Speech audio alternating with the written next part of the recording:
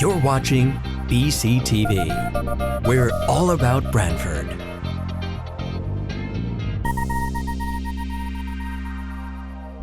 You're watching BCTV, Branford Government Television, a service of Branford Community Television. This program is brought to you in part through the support of the town of Branford.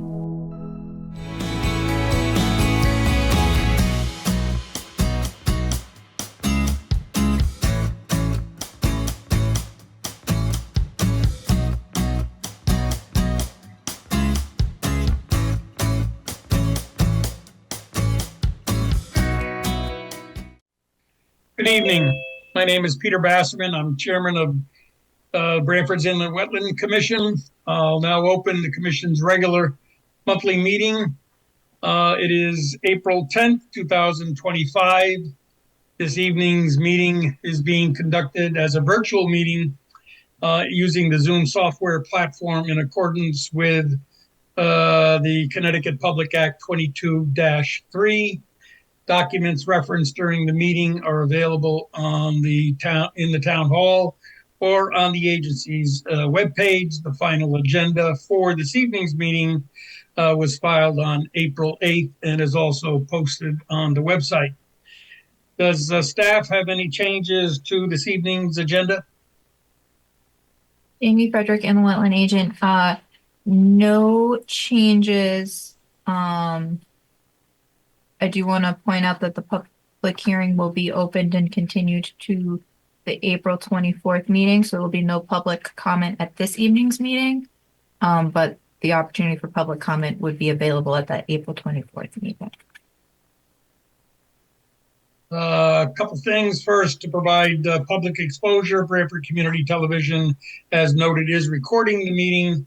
We're certainly thankful for their participation, and the public can view the proceedings on the cable TV channel associated with their service. For an accurate and complete record for this evening's discussion, each time a statement is made or a comment made, please identify who the party is that's speaking. This applies to any party wishing to participate. Those wishing to speak can use the raise your hand feature, and we'll do our best to make sure that we recognize the hand in the raised position. Also, once the meeting is started, please mute your microphone so that we don't get any feedback. Any questions need to be directed to the chairman before proceeding. The intent is to have the meeting run smoothly and get a complete and accurate record. Does wetland staff have any additional comments before proceeding this evening?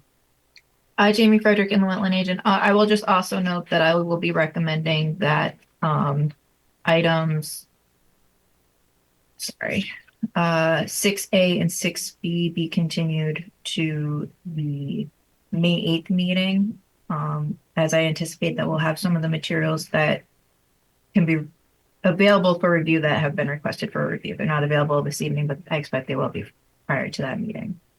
So 6A and 6B I would expect to be continued to the May 8th meeting. Again, that was item 6A and B? Correct. Thank you. We'll now take our customary roll call. When I announce your name, please indicate by saying present. Commissioner Gorkowski. Commissioner Gorkowski, present. Commissioner Ormrod. Commissioner Ormrod, present. Commissioner Mirsky. Commissioner Mirsky, present. Let's see. Inland Wetland Director and Enforcement Officer Jamie Frederick. Present. Inland Wetland Associate Katie Blanchett. Present. So we have 4 commissioners this evening. We have a quorum, barely, and we'll proceed. All commissioners are seated and able to vote this evening. Is there any commissioner that feels that they need to recuse themselves from an item on the agenda this evening? Please indicate at this point. Okay, first up on the agenda is the approval of the minutes, March 27th, 2025. Is there a motion to accept those minutes?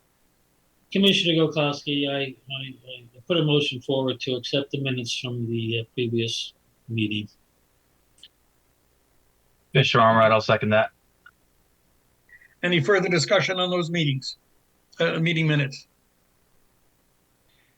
Okay, all in favor indicate by saying aye. Aye. Aye. Is there any opposed?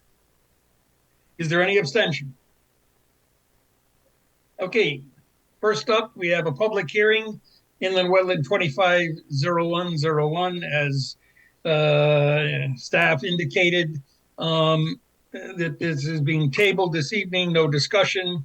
We knew that at our last meeting that given the number of questions that were raised at the meeting that there may be an opportunity to extend it given the comments. And so that's happened. We're going to meet again on this item on April 24th. We have two applications for review. First up, BRJW 250301, 4581 Short Rocks Road, the Supply Ponds, 530-foot hiking trail along North Chestnut Street to Lower Supply Pond. We have material in the Dropbox on that. And who is going to speak for the applicant? Mr. Shanahan? Yes, I am. Richard Floor is Shanahan. yours. Thank you. Richard Shanahan, I'm the chair of Branford Parks and Open Space. What this application is for is to create basically a path along North Chestnut Street. Over the last so many months, we've been in the process of creating a loop trail around the lower pond. And there's one section along North Chestnut Street where people right now are forced to walk on the road. For the most part, this loop trail is on the road, but on Short Rocks Road, they were able to construct 3 speed humps, which have been very successful in slowing down traffic. They do not want to put any speed humps on Chestnut Street. So this is our attempt to sort of improve safety, if you will. Right now, there's about a 10-foot berm or median between the road and the pond. And what I'm looking to do is ideally utilize that space to create a 3-foot, of that 10 feet, use 3 feet of it to create a path. There are several boulders in the place now. We'll have to, relocate those. We will not be cutting any of the woody shrubs and trees along the shoreline. Ideally, we're going to do minimal amount of disturbance. If nothing else, we're going to sort of skim, the topsoil and just put down a very thin layer of gravel. And then in a couple of different locations, we're going to put a 4x4 post to indicate the location of the trail.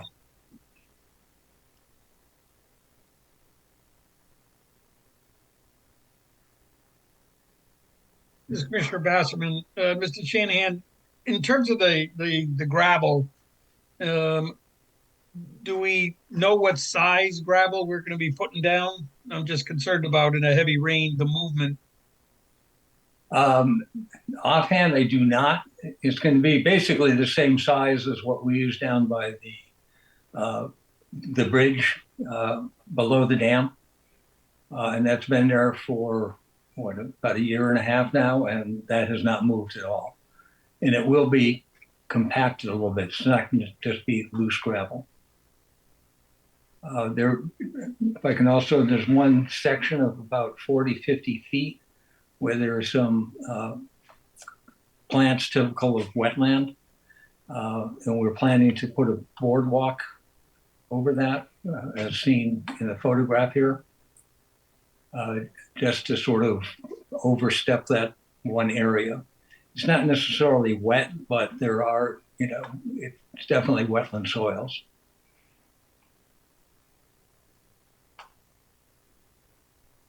This is Commissioner Uh, Mursky. Oh, go ahead. Go ahead, Commissioner. I'm sorry. This is Commissioner Mursky. You mentioned the plants typical of wetlands you just mentioned just before. Do you have more detail about the types of plants? I don't. If I could ask Jamie to.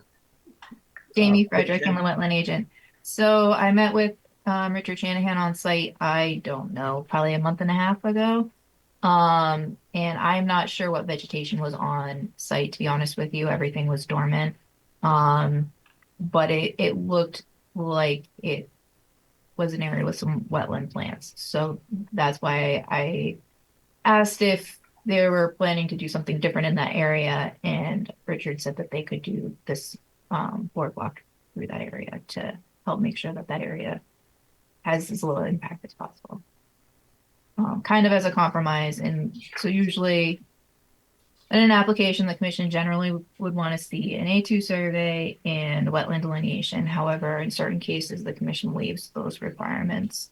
Something like this, a recreational trail, is certainly a case where the A2 survey would generally be waived. And I think given the nature of the proposed construction, the wetland delineation could also be waived. Mr. Bassett, can you put the map up again, Jamie? Yep.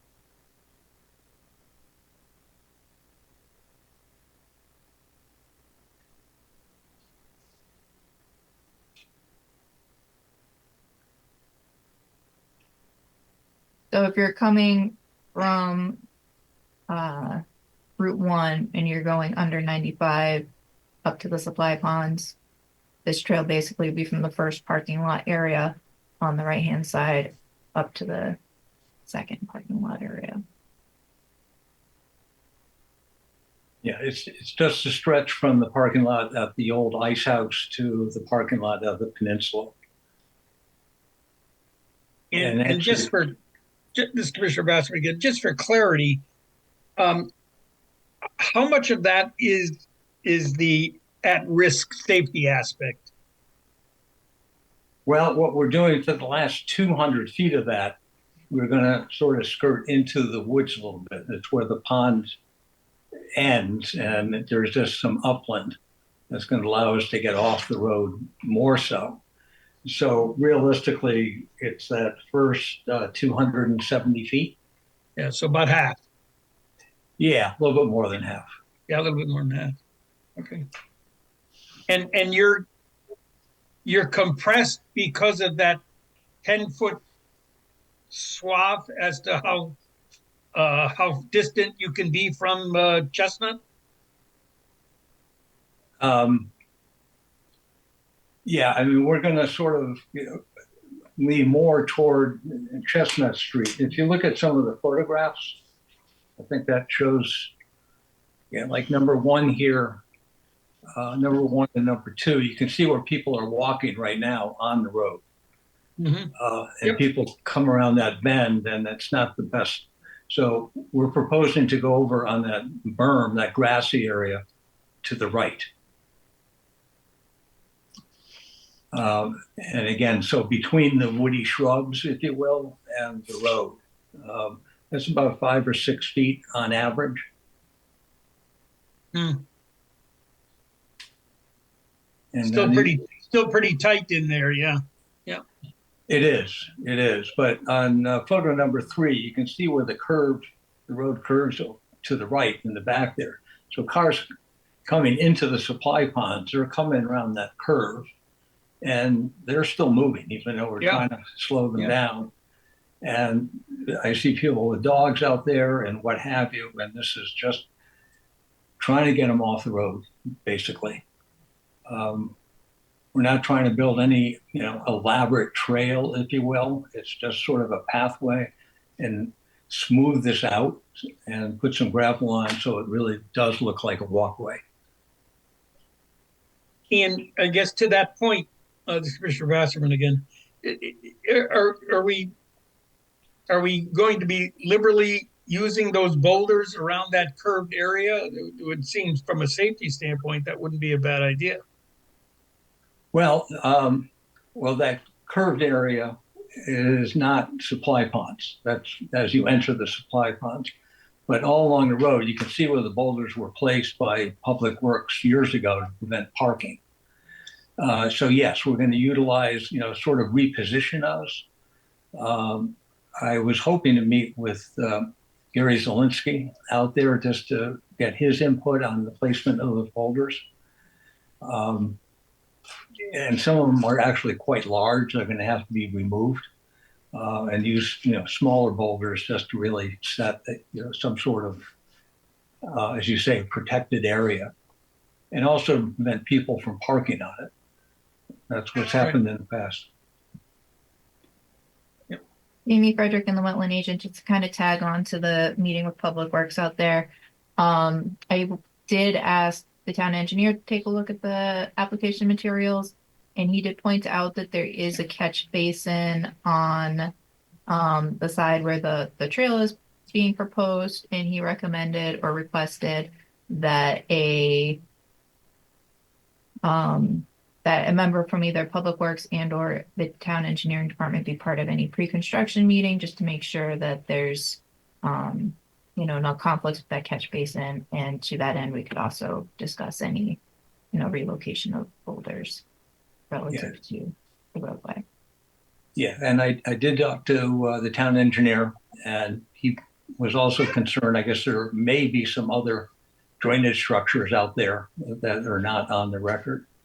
But in sort of walking this a few times, I don't see how we're going to interfere with that at all. And actually, where the boardwalk is going to go, that appears to have been dug out quite a few years ago by, I'm going to guess, Public Works, to sort of, I guess, create sort of a drainage area. That part of North Chestnut Street has a tendency to flood in heavy rains.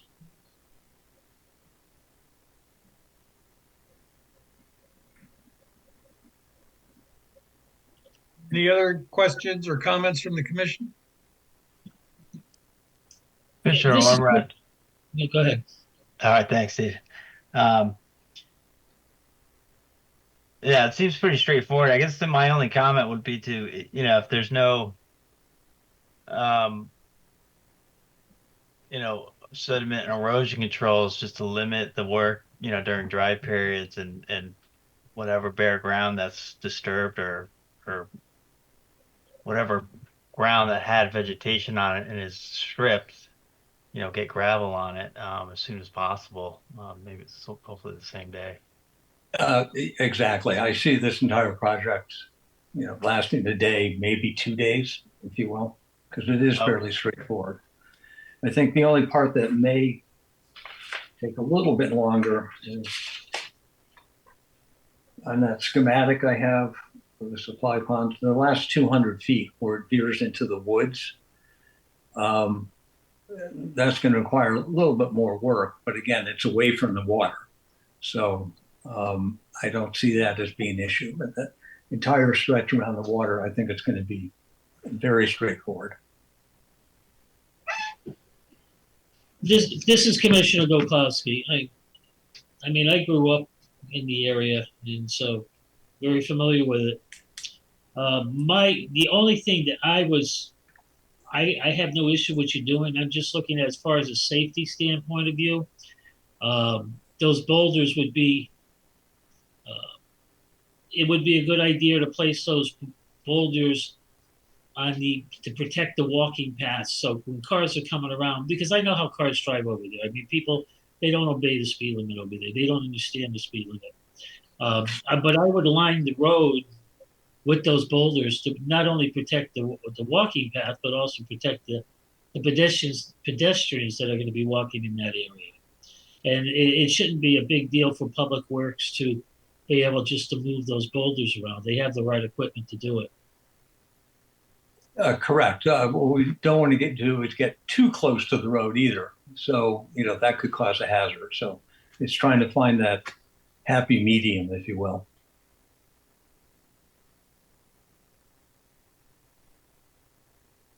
Is staff comfortable with this project, Jamie?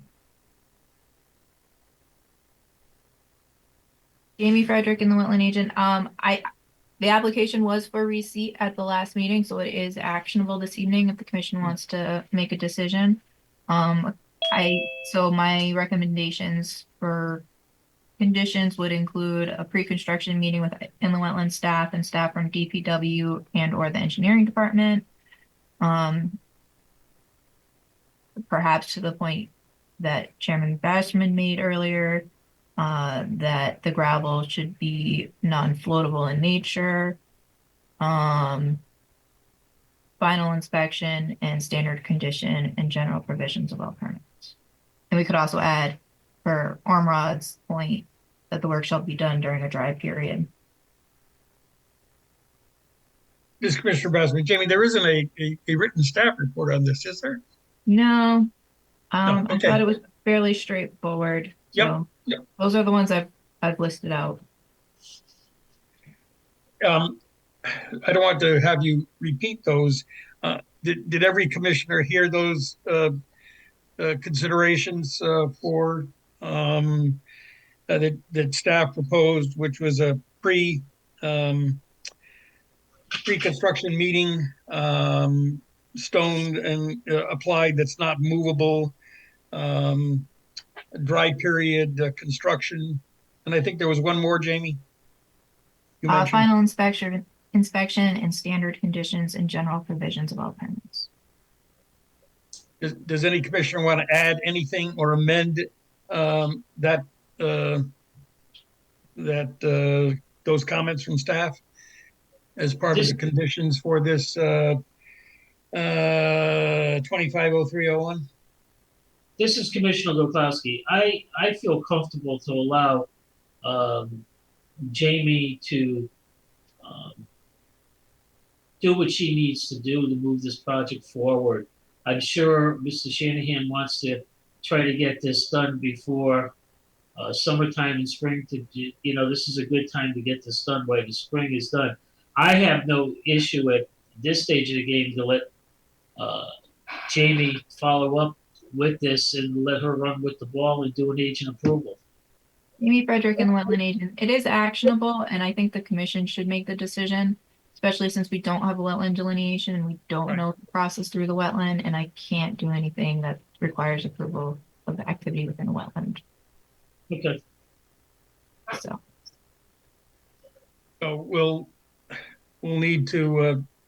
Can that constitute your comments and my follow-up as a motion, Jamie, or do we need? Somebody needs to put forth a motion. I think I got it all. This is Commissioner Armbrad. I can go for it here. I'd like to make a motion on BRIW 250301, 45 to 81 Short Rocks Road, a construction of a approximately 530-foot hiking trail in the supply ponds,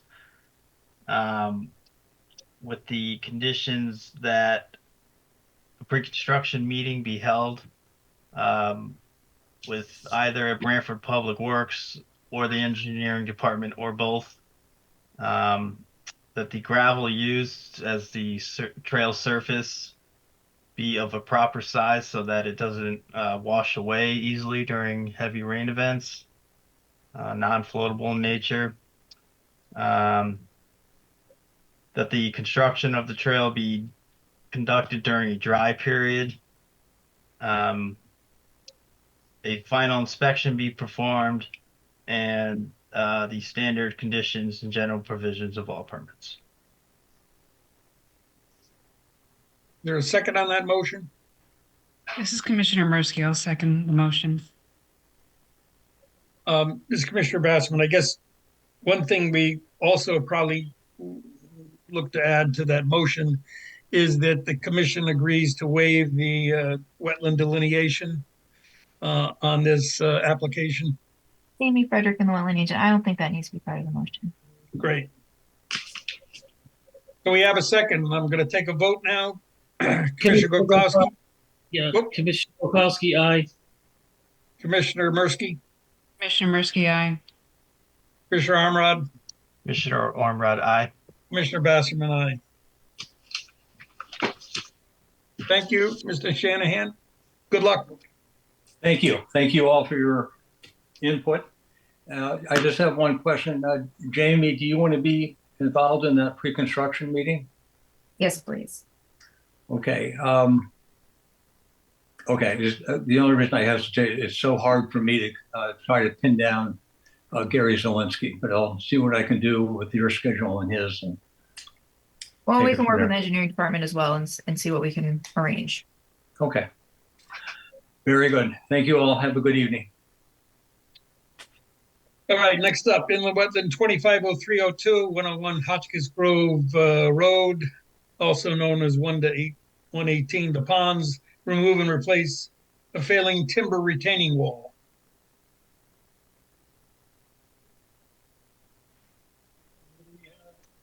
Good evening. Yep. Good evening, Marcus Puttock, a professional engineer and land surveyor from Godfrey Hoffman Hodge, 26 Broadway, North Haven, representing the condominium and Select Property Management, who manages the condominium. Good evening. This is Commission. This is a project, an existing condominium, well established. That has a failing timber retaining wall along the edge of a wetland, in between a wetland and a driveway. The plan is to remove the 350 odd feet of timber retaining wall from the driveway, so upslope of the retaining wall, without ever traversing down to the base of the retaining wall, because that is where the wetlands are. As we Screen share, or is the applicant screen sharing here? I can screen share, or I can provide permission to screen share. Do you have a preference? I guess if I screen share, at least then I can point at things. So Okay. that's fine. All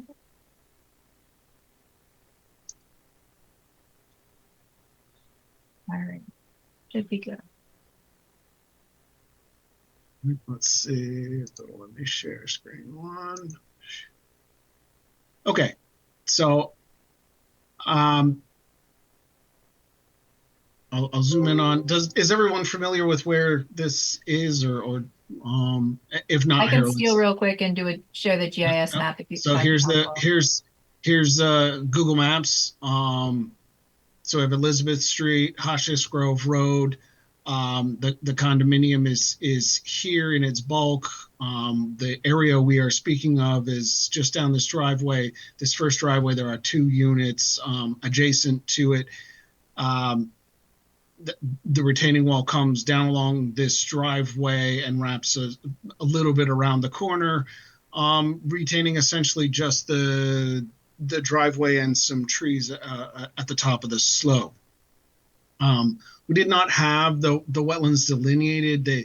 The historic record seemed to indicate, and visual inspection would imply that the wetland boundary is essentially the base of the wall, which is sort of borne out by Talmadge Ice Pond being right at the base of it.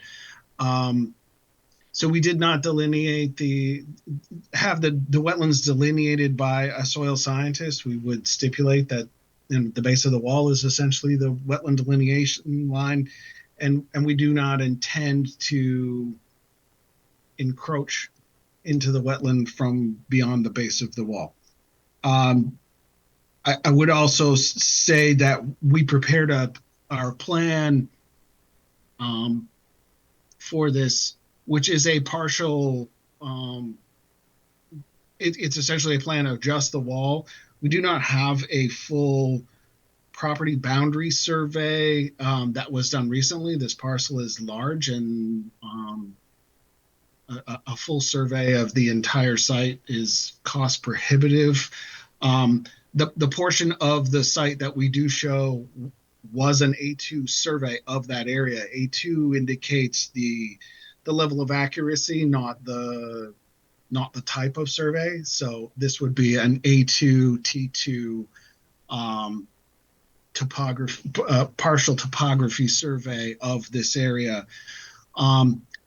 So we can see in the plan that the driveways, which are asphalt, coming down. There's a slope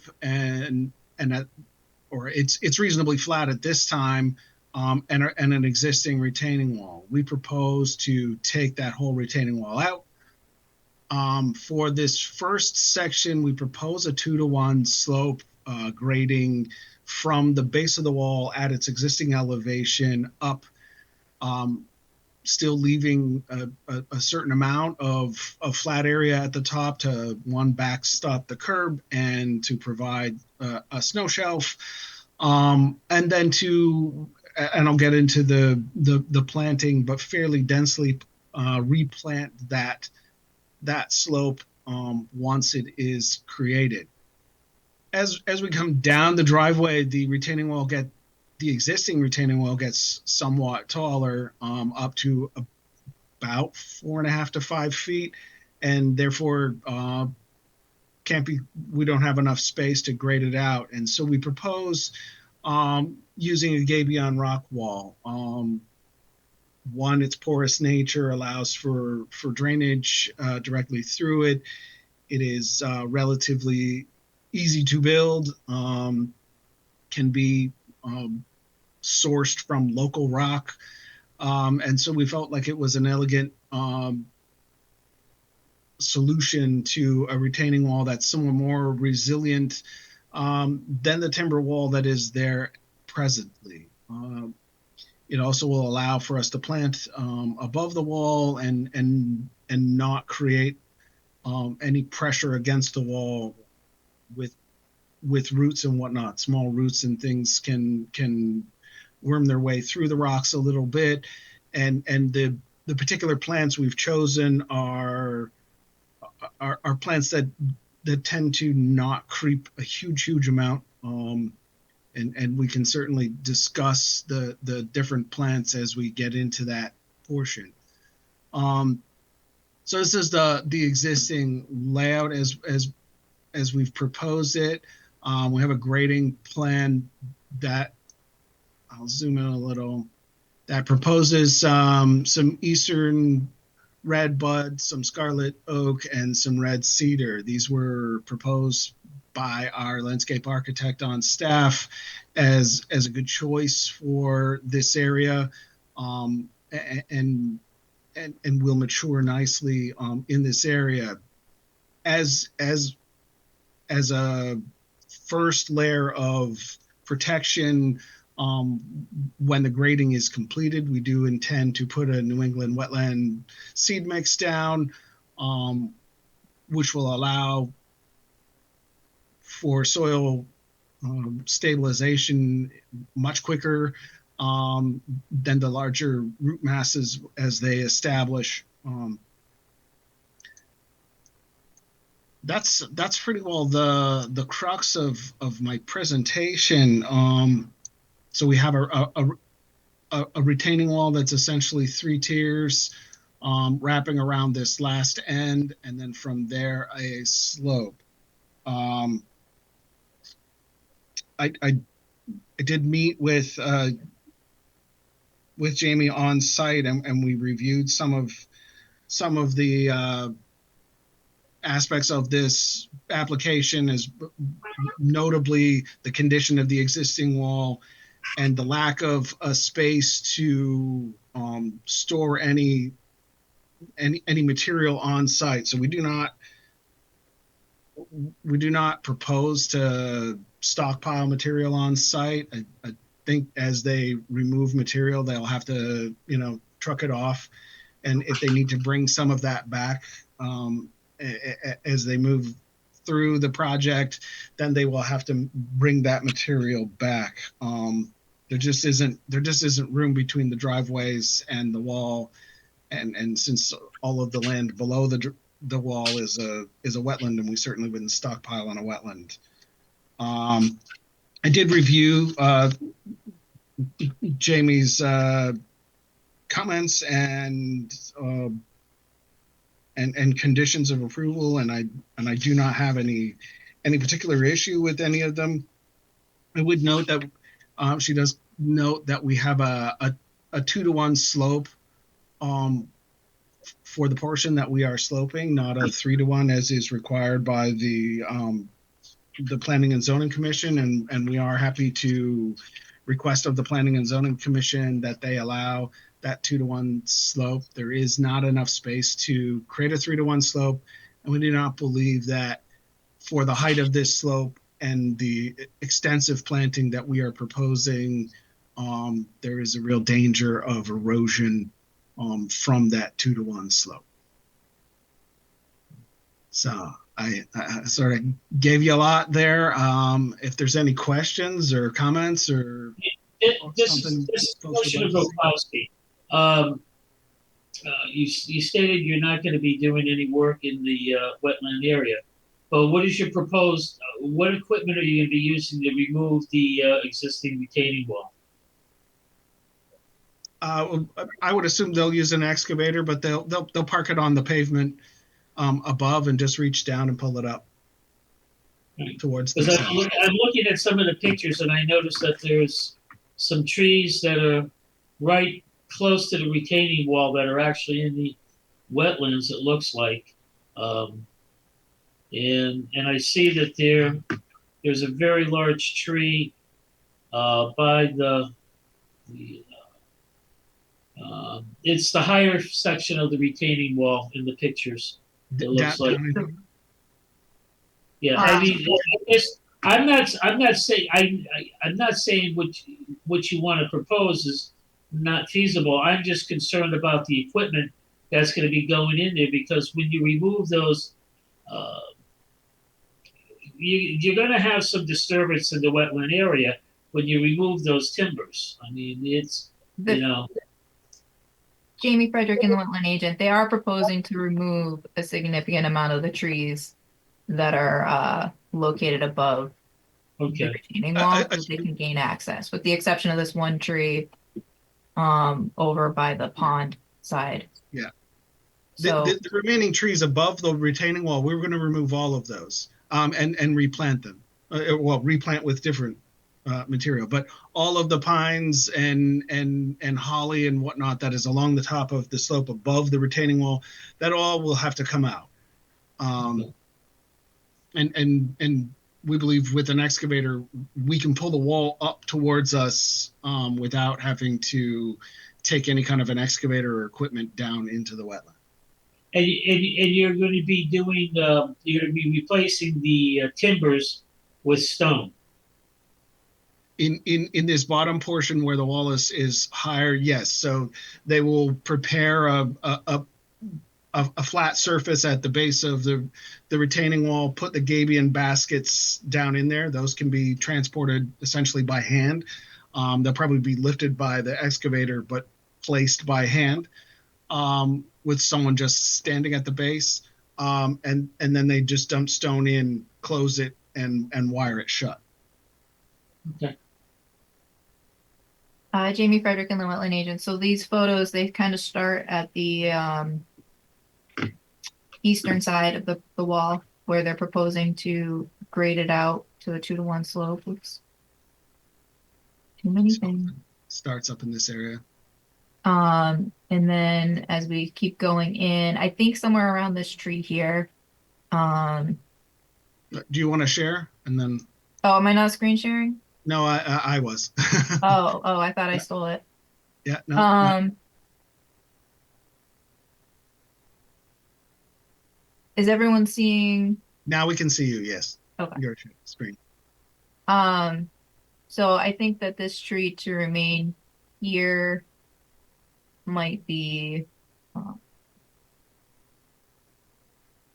this tree. And this is where approximately where that wall the new wall would start. And as you can see, the wall is in fact failing, and does need some repair work. And as you go further down along the wall, the wetland definitely seems to be pretty much at that toe of wall. Up closer to the entrance of the drive, there might be a little bit of distance, but it's pretty close in this area. Given that the toe of wall is proposed to be in the same location and that this is an existing wall that's failing, that's being proposed to be replaced. I think there's room for the commission to waive the wetland delineation. That's ultimately up for the commission to decide if you think you need that information. But I think given that it's an existing failing wall rather than a new proposed wall, that's something to take into consideration in waiving that wetland delineation requirement. For a little bit of history, this is what the site looked like before it was developed.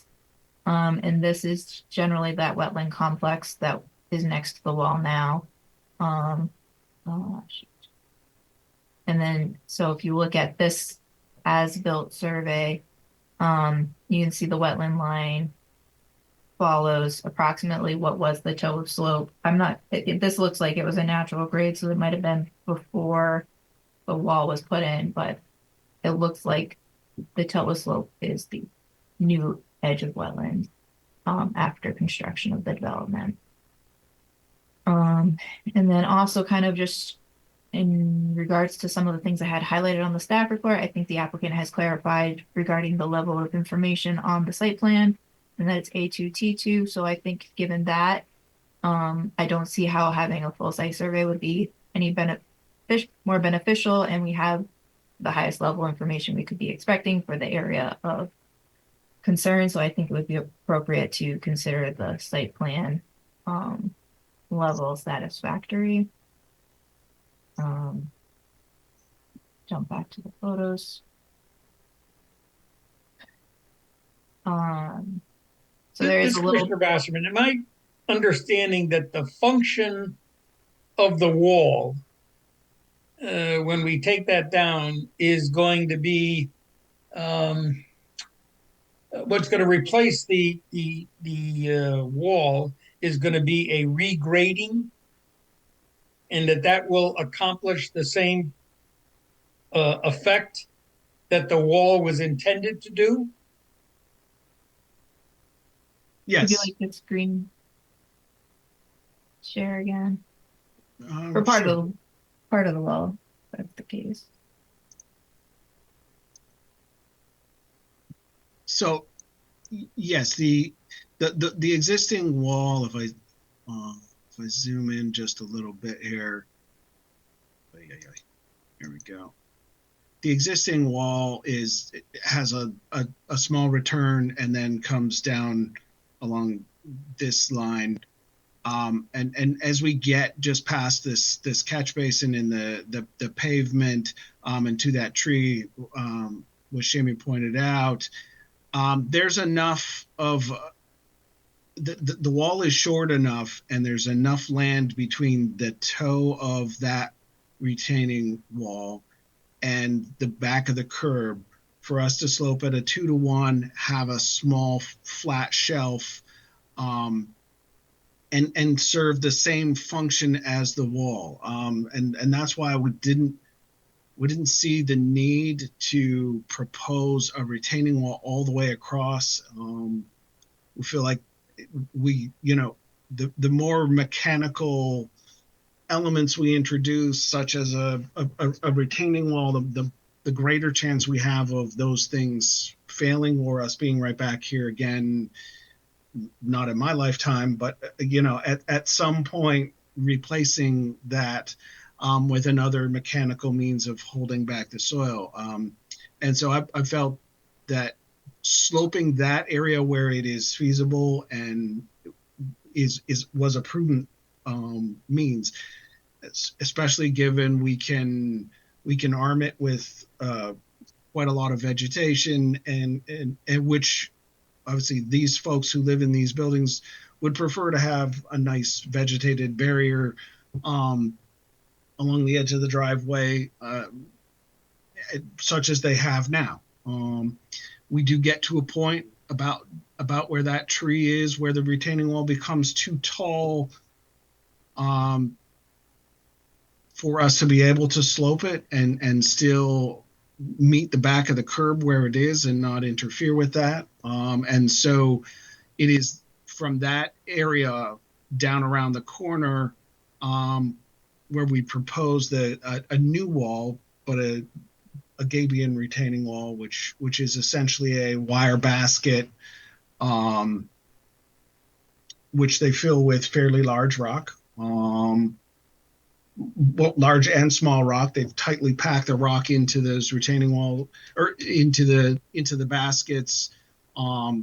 Cover the back with a filter fabric so that it doesn't become clogged with all kinds of clay and allow or silt or sand or whatever's behind it to transmit through it via water. This Commissioner Bassman, I guess the question I have with all of that is what happens to the hydrology of water movement when we're going to replace a failing wall with a graded slope, and what happens to the flow once it's penetrated the ground? I'm not sure that I guess I'm not sure what your concern is. Are the surface runoff are you concerned about, or the groundwater?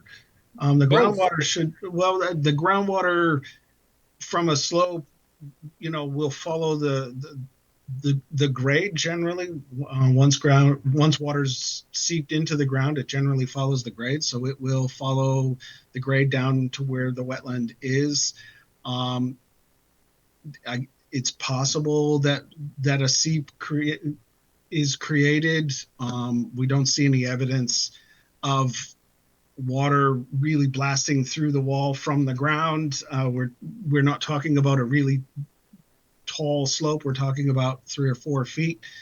And so I don't What believe about the stormwater side? I'm sorry? What about stormwater? The existing stormwater consists of this catch basin with a 4-inch. The only pipe that we can see is a 4-inch PVC pipe that goes out towards the wetland, and I do not know where it terminates. We could not find it. I think one of the questions was, is it functioning today? There's no complaint from the folks who live in this area that it's not functioning. So we don't have any ponding or stormwater issues that they have reported to me.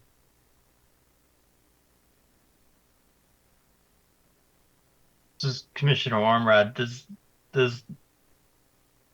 Do we know if it looks like it discharges at the base of the current wall, or you said you're not really sure because you can't find it, but Exactly. Is there any indication of like scouring or sediment No. sediment being discharged?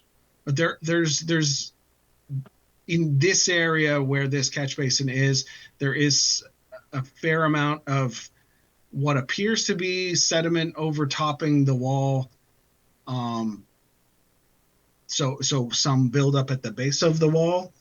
But it's not necessarily as a result of the discharge of the stormwater. It's not from this pipe. And maybe this is the lowest spot, and maybe it just goes over the bank and washes some of the bank down over the wall. That could be. I would think as we do this work, we certainly could look for that determination of that 4-inch pipe by hand. It's certainly not a big pipe, and we certainly could dig with it by hand and be judicious in our excavation, so as not to make a huge mess. If we could find that and clean it out, we certainly could armor just a small portion where the outlet is, so that with some riprap to avoid any scour.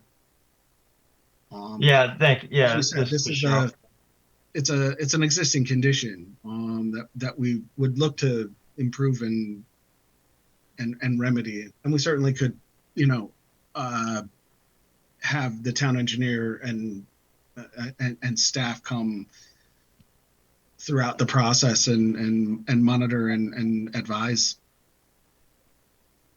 Yeah, great. Yeah, thank you. That Commissioner Ormrod. Yeah, I guess my only concern is just yeah, like outlet protection. If we think it's gonna convey, enough flow where it could scour the base, the toe of slope or the base of the wall. Or yeah, you have toe of slope there. Yeah, that would be something I'd like to see. Um, yeah, that's I guess my only comment right now. Jamie Frederick and the wetland agent, we were looking for that outlet the other day when we were out there and we didn't really find it. We didn't, dig or anything. But there is some washed out. I think it's over top from the wall. I don't think it's associated with the pipe. It does look like there's some sediment that has overtopped the timbers a little bit in that area. Nothing substantial, but certainly indicating that a repair does need to be made. Um, and I do have a condition that kind of speaks to that, since I'm not sure how much time will elapse between now and when the repair will actually be made and what the condition will look like at that point.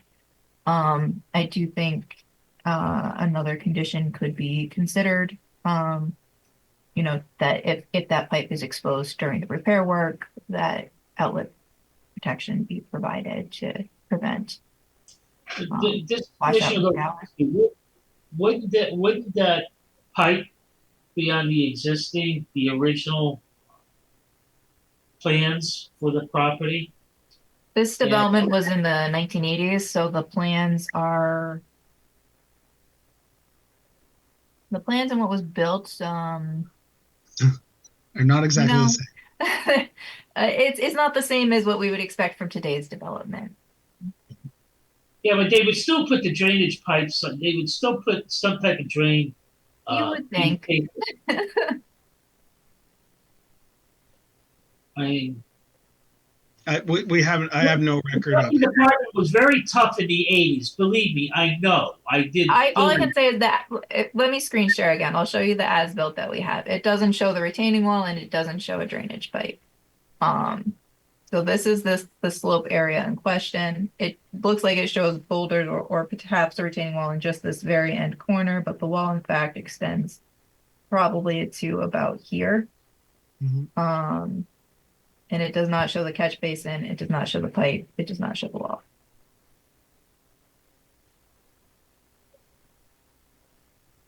And this is from, Commissioner I want to Basserman. say 80, 87, I'm going to guess, 83. Can you put the proposed site plan up, Jamie? Did, there's is that a driveway that's along that, right? Is that Yes, sheet flow off the driveway toward the wetland? there's a curb. Oh, there's a curb. Okay, thank you. It looks like maybe on the very end. Do you recall? Does it sheet flow off the? It's slightly higher down that end, so Okay, that's right. not Okay, really. yep. And then there's additional drainage throughout the complex. So it does not Mhm. sheet flow over the edge of pavement. Gotcha.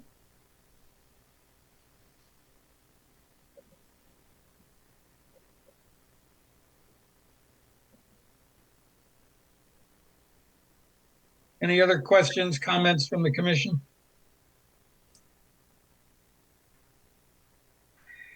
Want to put up you want to put up the staff report, Jamie? Um, so Jamie Frederick and the wetland agent, application for you was received. There's no activity proposed within the wetland/water course. Wetland delineation was not submitted. As I've stated, I think it's probably okay if the commission decides to waive it. Do any commissioners feel differently?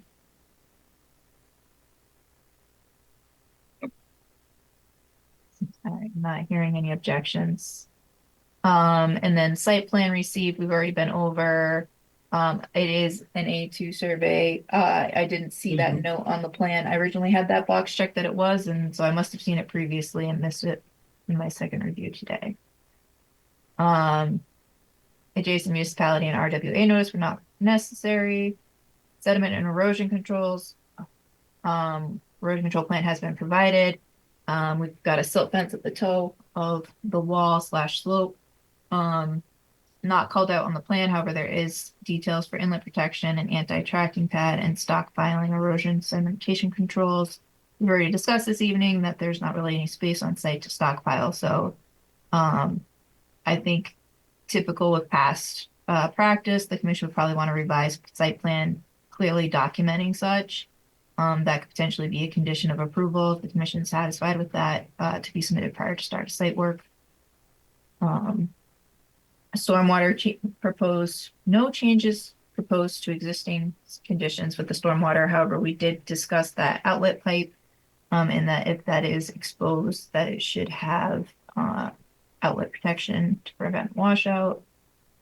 Landscaping plan we've been over, and the applicant did address that they had a landscape architect look at the plans and provide plants that were appropriate, and discuss that the avian wall has a little bit more opportunity for vegetation than the timber wall that was on site. Town engineer reviewed the proposed site plans, recommended hydro seeding on 2-to-1 slopes, and suggested inquiring about the 4-inch PVC pipe, which we were just talking about. IW staff note that there's a 3-to-1 slope requirement for the zoning regulations. And I suggested that the applicant talk with the planning and zoning department about that. We're currently a little bit short-staffed. I'm not sure if they were able to have that conversation. I did put forth a possible condition for consideration that if the toe of slope remain in the same location as the proposed 2-to-1 slope.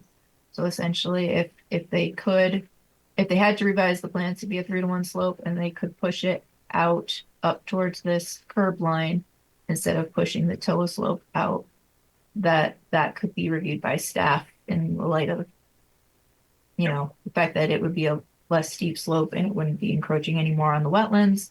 I'm not sure if they can do that or if they'll have to do that, but just as a way of potentially trying to keep things from coming back to the commission. Just horrible at picking my tabs this evening.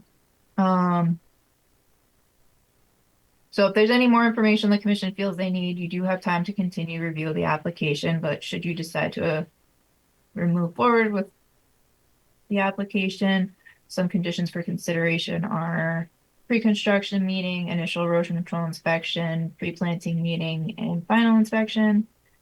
Given the proximity of the wetland to the toe of slope and toe of wall, work shall be completed during a dry period to help prevent unnecessary delays while work area is in a disturbed state and to help minimize any impacts to the wetland area.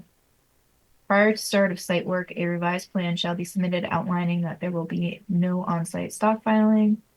All equipment shall remain outside of wetland areas and upslope of the proposed erosion and sedimentation control measures. Any proposed final grades of 3-to-1 or greater shall be hydro-seeded as seasonally appropriate to ensure propped vegetation establishment. Should the plans be revised to propose a 3-to-1 slope in lieu of a 2-to-1 slope, such revision can be submitted for review and approval by the duly authorized agent if the revised toe slope matches the approved toe slope. If the toe slope is moved closer to the wetland, the revised plan must be reviewed by the agency. Any changes required in context with general notes number 11 on sheet C 1.0 must be reviewed and approved by the agency or its duly authorized agent. Any revisions to the landscape plan shall be reviewed and approved by the duly authorized agent. Should any substitutions be proposed, preference should be given to native plants. The small pile of cut woody debris adjacent to the base of the existing retaining wall shall be carefully removed to restore natural condition. Any sediment which may have transported through or over the wall at time of repair work should be removed as needed to provide ground stabilization and ensure the base of trees are not buried. The extent of any work that may be necessary should be reviewed at the pre-construction meeting when the current site conditions can be assessed, and standard conditions and general provisions of all permits. Again, you might want to also consider a condition about that, the outlet from the catch basin. And the other thing that I didn't put in here is monitoring. I think that the commission might want to consider whether monitoring is required. I think this is the kind of project where you would consider 3 years or the 5 years to be reduced to three if three is successful. Um, and yeah. And that would be by a wetland scientist or a landscape architect or botanist. And usually you look for 85% survival. Yes, Commissioner Bassman, I think given the revegetation that's going to be required on this project, as well as the trees that are being put in, I can't see us, taking a different tack regarding monitoring and survivorship resiliency than other projects. So I think unless there's a compelling reason not to, we need to include the monitoring.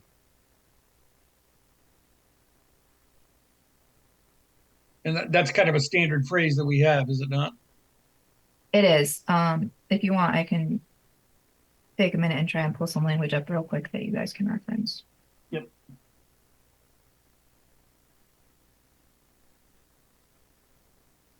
Assuming my computer decides to.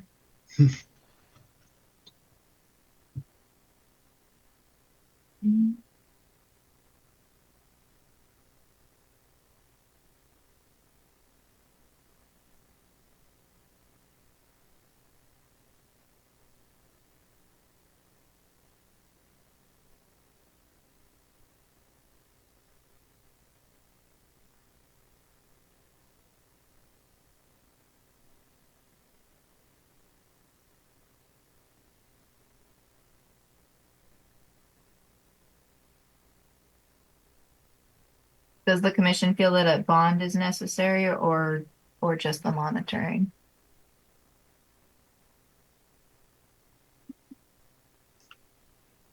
This is Commissioner Gopowski. I don't feel a bond is necessary. I think the monitoring will be sufficient enough.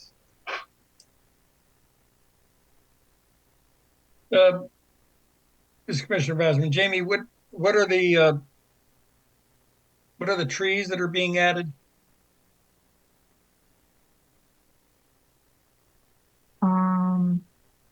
I believe I'm not. We've got Eastern Redbud, Scarlet Oak, and Eastern Red Cedar. Do we have experience that would indicate resiliency is an issue with any of those species?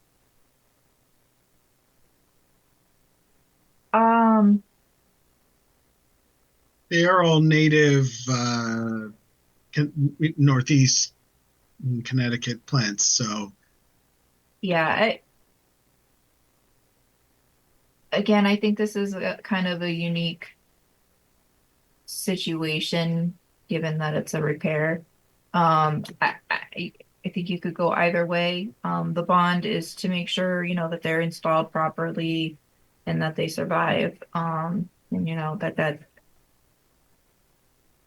this is a well-established condominium with some folks who will be mighty upset when they die, if any of them die, so they would get replaced.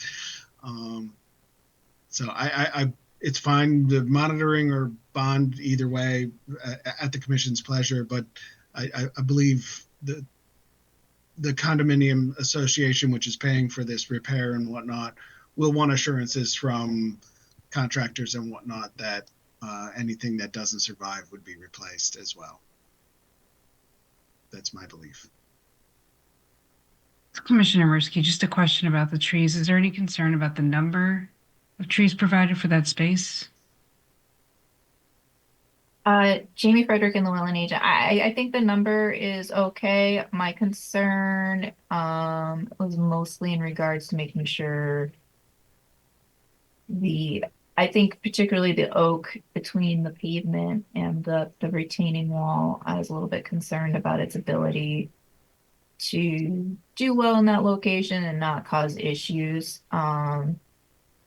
So I think that the number of plantings is there's definitely enough proposed. And we don't want to end up with a situation like what's out there right now where the vegetation's causing issues. So I think that the fact that there's some smaller trees proposed is kind of good. All right, so where did we land with the bond?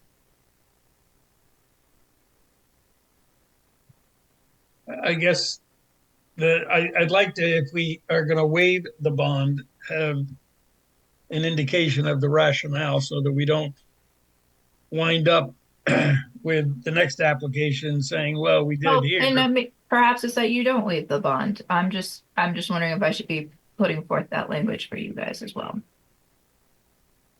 Well, let's look at the monitoring language. I know you were looking for that. All right. I will screen share now, and it does have the bond language, and you can figure it out from there. Right.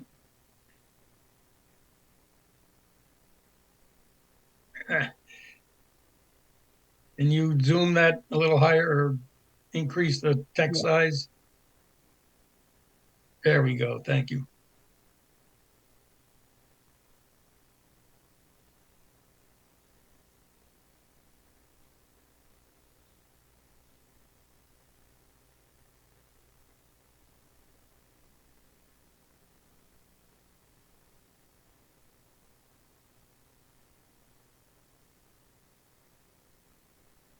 If I might, as you all read, if I might just jump in and say on number or part B there, if we could change that to wetland scientist and or landscape architect must approve any alteration, that would be great. I think they're well qualified to also. Yeah.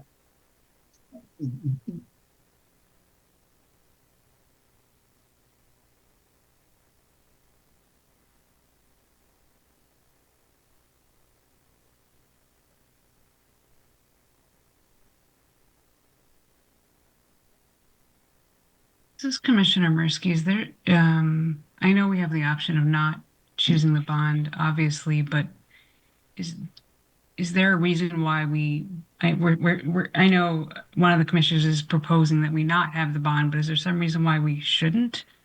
Jamie Frederick and the wetland agent. So this activity is very close to the wetland, so I do think it would be typical for the commission to consider a bond and potentially require a bond. I think the reason that gives me the most hesitancy is that this is a repair project. And so we kind of want to encourage them to do it because failure to repair the wall could result in impacts to the wetland. However, that being said, it's also important that it's done appropriately and that we're not taking steps back. And, we still do want to make sure that there's some vegetation there. And that they're restoring that aspect of what they're removing. So I think an argument can be made either way. I think typically, based on proximity, the commission would require a bond. This is Commissioner Brassman. Jamie, do we not have an option on cash and surety? We do. So erosion controls have to be cash. Planting monitoring, that could be surety. So that's a reduced financial burden on whoever's submitting. Right. I guess my head is, yes, a bond is warranted because of the proximity to the wetland. At the same time, because it's a effort to try to correct a failing situation, that we not impose a cash bond, but a surety bond would be acceptable. This is Commissioner Mirsky. I'm in agreement with that compromise. And that's built into the regs, but you want, we can make it part of the motion. I guess, do we need to memorialize It's that in the here regs, because so the regs I think don't it's indicate, fine. right? The regs indicate that a surety bond is acceptable, so. Oh, okay, great.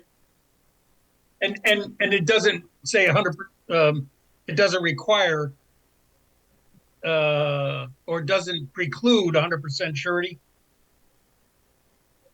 I'll just put surety bond is acceptable. Great. Yep.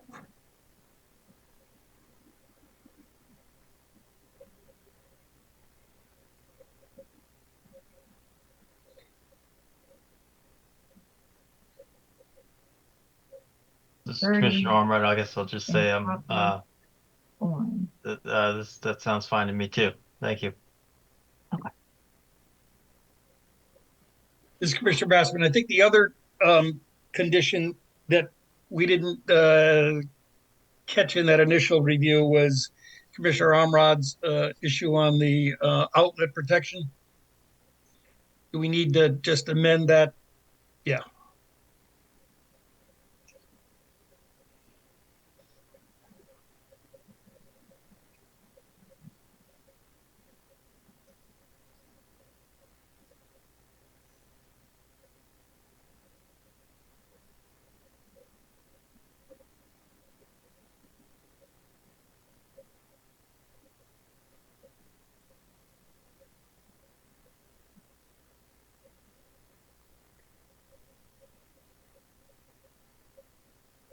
I would change that from should to shall.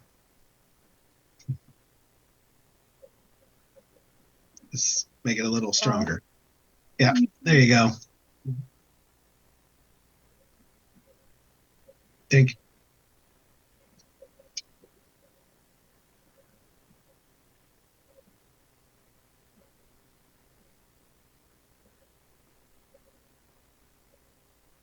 Any other additions or comments from the commission?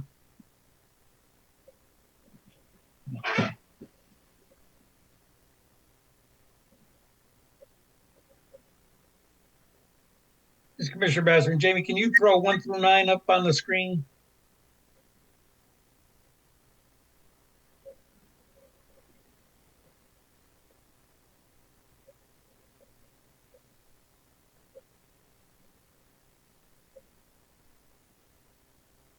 Okay. 5 and 6, 7, and 8.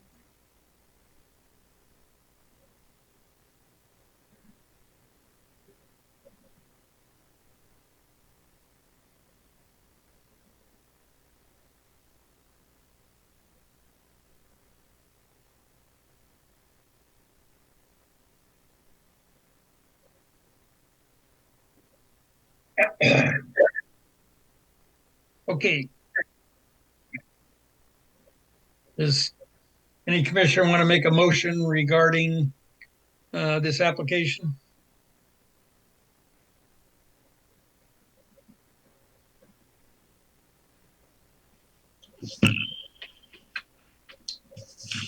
I guess I will then. I will make a motion that regarding inland wetland 250302, 101 Hotchkiss Grove Road, remove and replace of a failing timber retaining wall, that we approve the application and in accordance with the staff report dated. Can you throw that up to the top, Jamie? April 10th. Regarding the staff report of April 10th, 2025, with the conditions illustrated in that report. And that's the motion.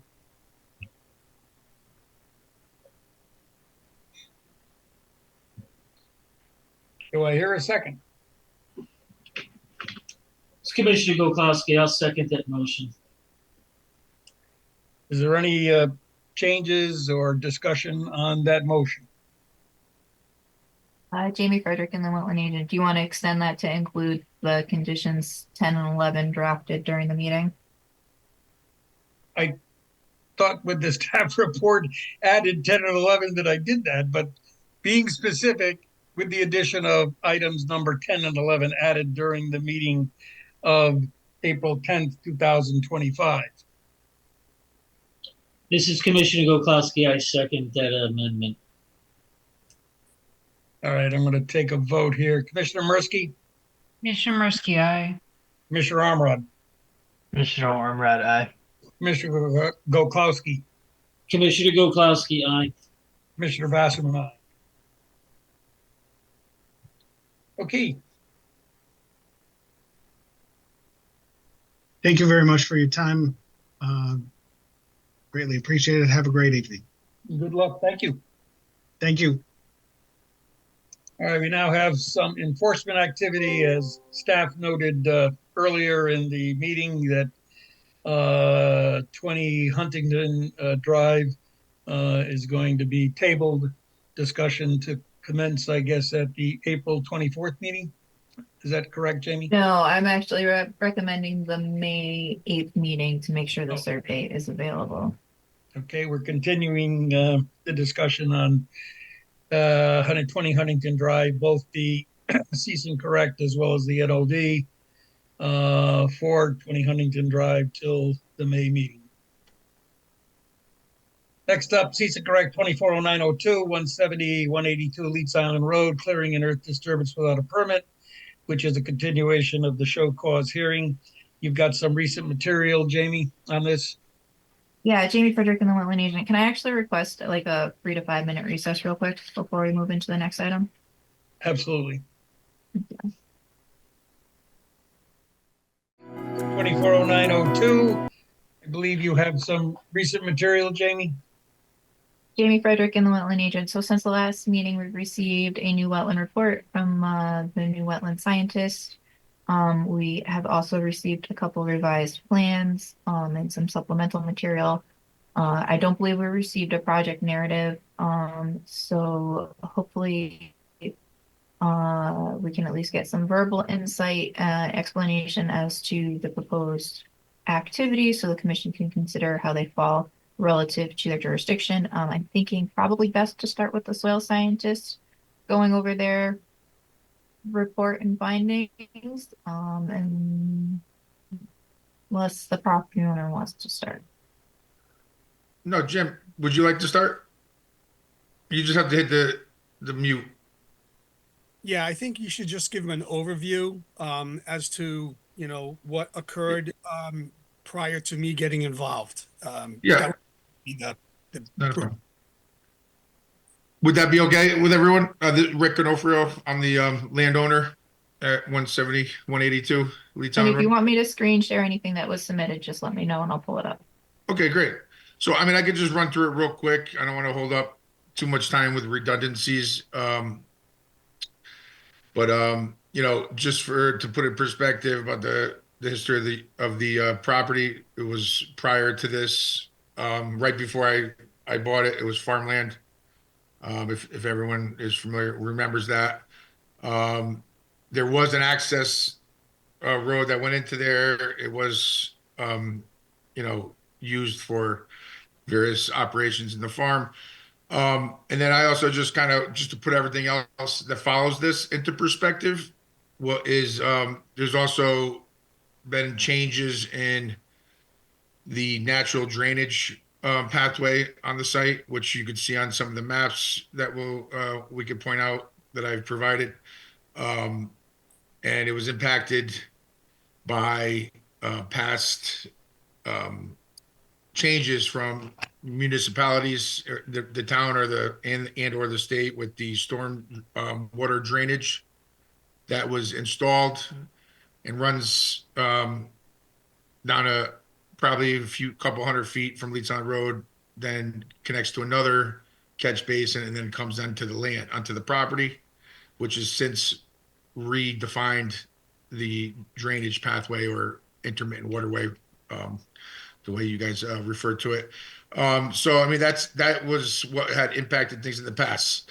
As far as changing that, we had past problems with flooding that occurred because no one was tending to that, and it was introducing sediment, which could be seen in a big raised bed just past that new waterway, which is, has a indentation following that drainage path. So these are just things to keep in mind, and it works up to some other things that I'm going to get to. The extent of the work that has been done at the property, clearing of dead and unsafe trees, the cleanup and removal of vines and invasive weeds, which George Logan, who previously spoke on my behalf, also, stated that in past in past meetings. And basically, I did on the non-wetland area, and basically it was maintained some sort of area where I could have access for a drive-through from my parents' property. So at this time, there's no road coming in from the street. You have that new water line, right? And that's kind of where we're at this point. I'm looking to farm it, small farm, doing maple syrup, honey with the bees as well. I wanted to do that, and I showed that kind of outline of approximate use of it in some of these diagrams that I provided. Basically, I'm looking to the proposed activities for the future use of it is to grow and harvest the maple syrup. Like I said, production of the harvesting of honey. I need access to the land for the farm to utilize for the farm, the in and out of the operations, equipment, such things as that. And then, you know, eventually expansion of that as well with cropping and plants and things like that similar. So as I have come to understand the regulation, which I have section 22A-40 permitted operations and uses as of right. I also attached, it was from the state, it was OLR memorandum. Jamie also provided me with a pamphlet from the state regarding that. And they both more or less have the same definition, but just a quick overview of it. I know you guys probably know it, but just to make kind of some reconnections here, that grazing, farming, nurseries, harvesting of crops, farm ponds less than 3, and activities conducted by the Department of Energy, for the purposes of wetland and watercourse enhancement. These are all permitted rights of use. And basically, the way I'm reading it is it says that it should not include road construction or erection of buildings not directly related to farming operations. And then also not to relocate water courses with continual flow or filling or reclamation of wetlands or water courses with continual flow. And then it goes on about timber, cutting timber, with that, which isn't pertinent to this. So, and then also I read into some of the more detailed stuff from the state website, and tilling and replenishing of soils is a permitted use on that, even though one could argue that you're impacting something, I guess, with the soils of that. But that's what I'm looking at. If you look at the drawings, the diagrams, you'll see the George Logan delineation. You'll see the updated delineation, which the reason for doing that, and James could speak on that as well. But the reason I called him in was because of the drainage situation, because he is more of a specialist with the drainage as well as the wetlands. And when I had him come out and look at that, and we discussed that, some of the other things that were brought up were, there wasn't a lot of holes that were done in the initial, and some of that had to do with because of some of the stone fill in the outside, I want to say outside work area, wetland area there. It was hard to dig a little bit in some of the areas, so he did his best. James and George spoke, and I'll let them James discuss that with you, but they agreed that it was a tough site, and that any additional data that to be entered into that would be great. So that's kind of where I am.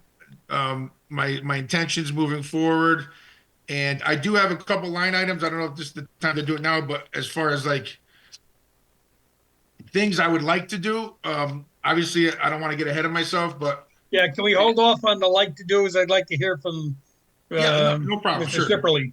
Sure enough. Yeah, hold on, read. Mr. Sipperly, you have the floor. Yeah, can you guys hear me okay? Yeah, up a little volume would help. All right, Oh boy, up a little volume. Let's see. Where is the volume? Video. All right, how's that? Better? Better, yeah. All right, I'll speak up a little louder. Um, Good evening, Mr. Chairman and members of the commission and staff. For the record, my name is James Sipperly. I'm a certified soil scientist. I'm a member of the Society of Soil Scientists of Southern New England. I'm also a Connecticut wetland scientist, a member of the Connecticut Association of Wetland Scientists. I also feel compelled to tell you that I am the environmental planner for the city of Middletown and staff the wetland commission there. Been there for 28 years. I also am the wetland agent for the town of Portland. Been there for 12 years, and I sit on my hometown wetland commission in Basra. I want to thank Jamie for her attention to this matter and her emails and calls regarding this notice of violation. She's been very, very helpful. I got involved with this. I visited the site first on January 28th, 2025, and I investigated the site that was previously looked at by George Logan. Upon my investigation, the ground was frozen, and I really was unable to perform a proper to determine the proper limits of the wetland soils because they were frozen. And when I called George that day, I said, George, how did you place your flags? And he said, well, we used the pickaxe. Mr. Onofrio actually used the pickaxe and dug down to get to the subsoil to look at the soil layers. And they only got down in 3 areas, 3 holes. So George said that he used some information from a previous wetland delineation to use his flags there, RES A1 to RES A13. When I went out there, the ground was frozen, and I couldn't. I said, I wish we had some kind of an excavator to maybe dig down through the frozen ground to look at the subsoil, because I thought there was a timing of the essence because of a violation. When I talked to George, he said, listen, any additional information that you can get as far as the subsoil goes, I'll consider that. And, you tell me what you find. So Mr. Onofrio said that his father had access to a small backhoe. So I said, why don't you bring it out here? And I placed some pink flagging in the areas where I thought that the wetland line may have been or close to.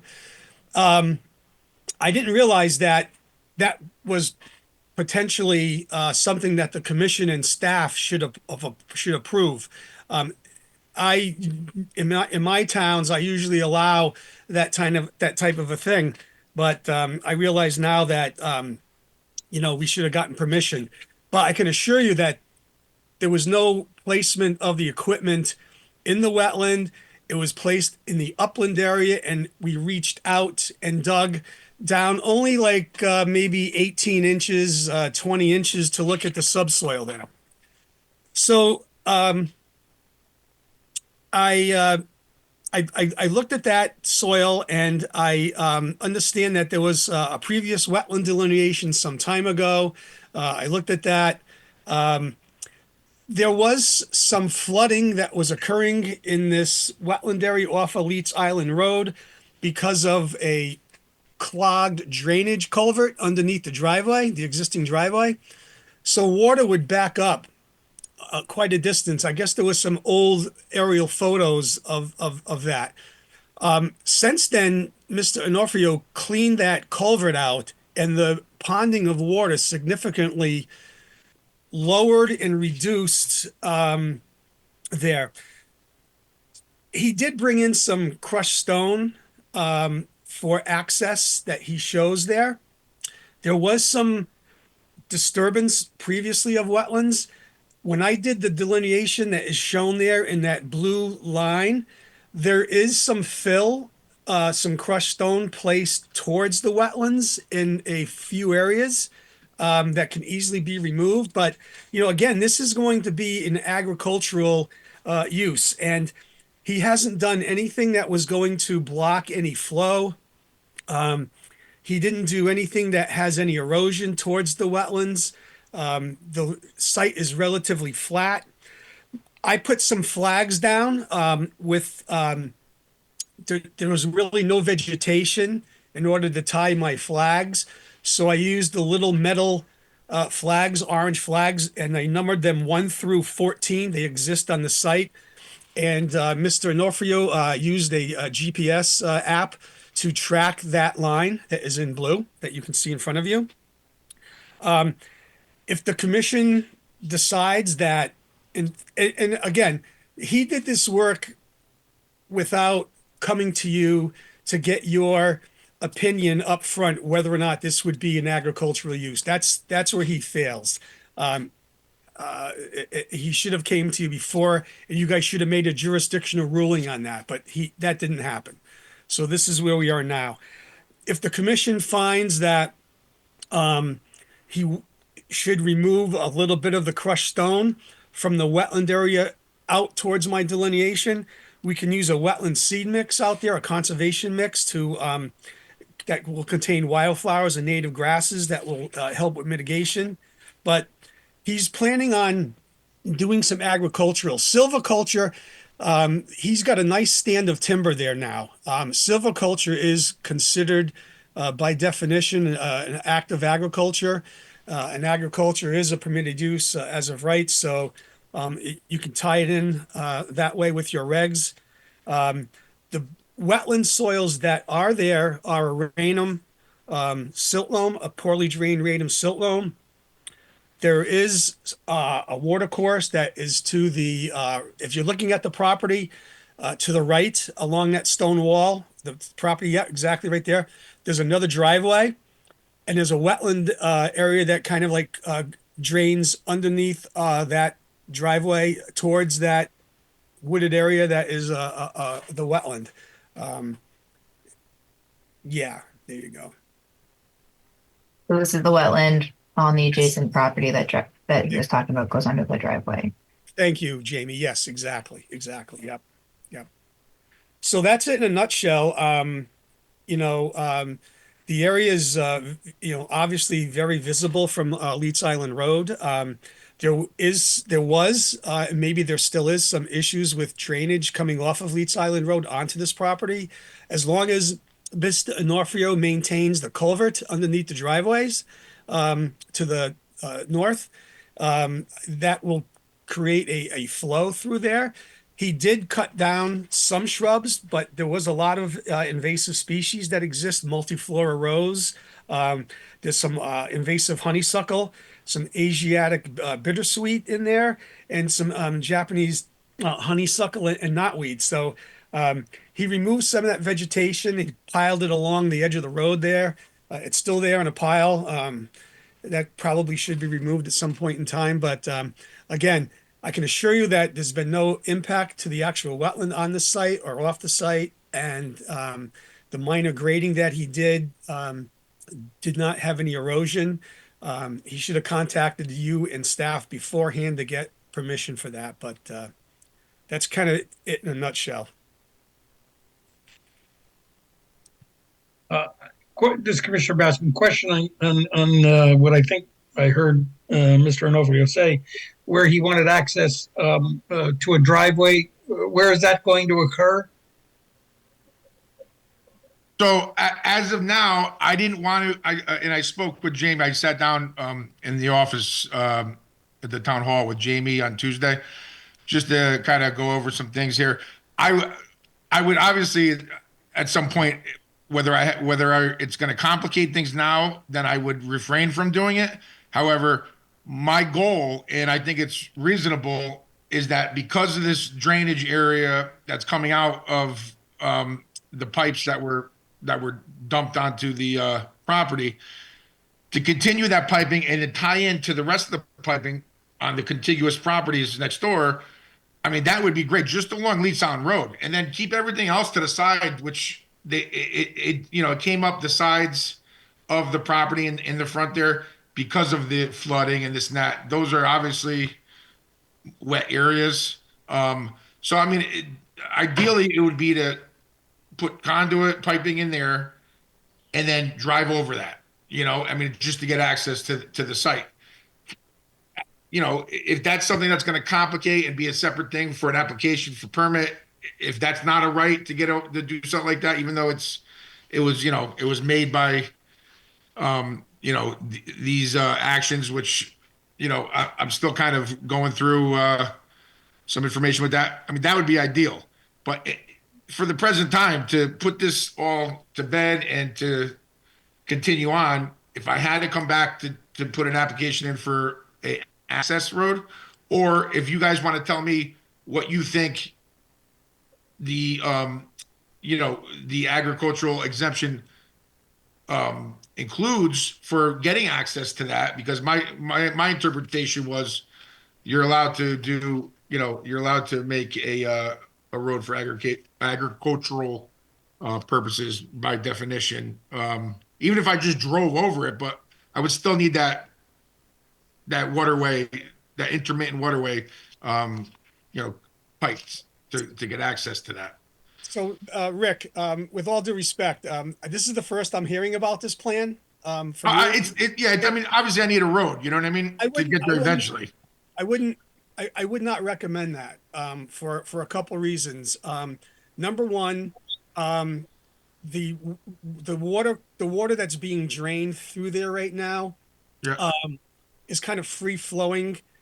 It's not actually directed right now. It's not. It's braided. There's a braided flow. There's not a point source. There's not a defined channel and bank.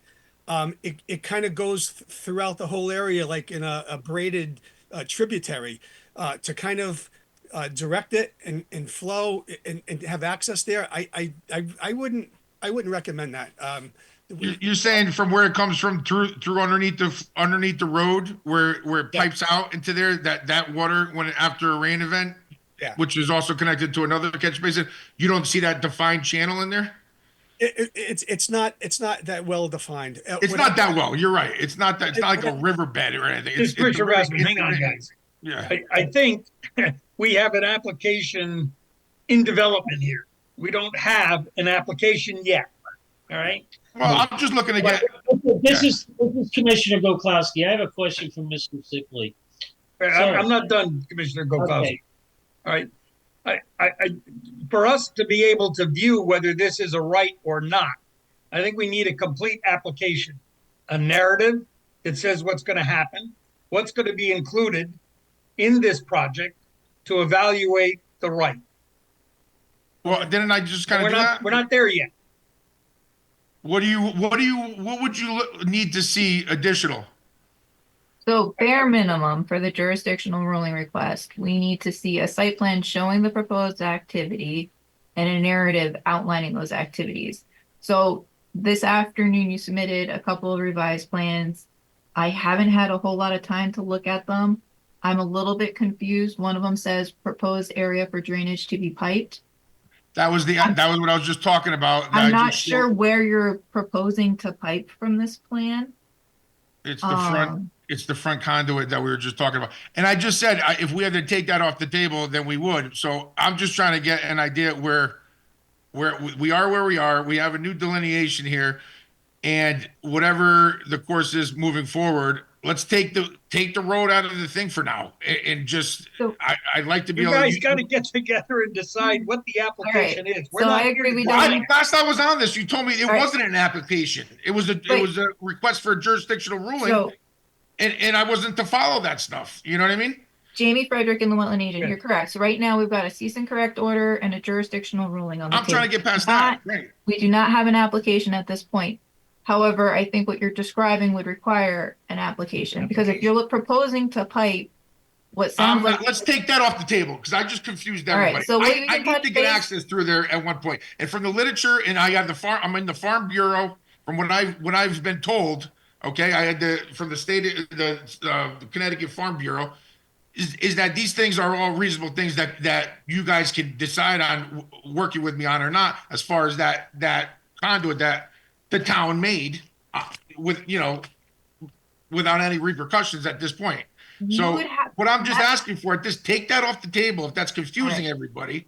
I'm That trying to drainage, lay out all my things on one spire, but I'm trying to get past this. I don't know how many more times, I'm gonna I could do this as far as the meetings and everything else with I mean, what do we well, I want to do my farming.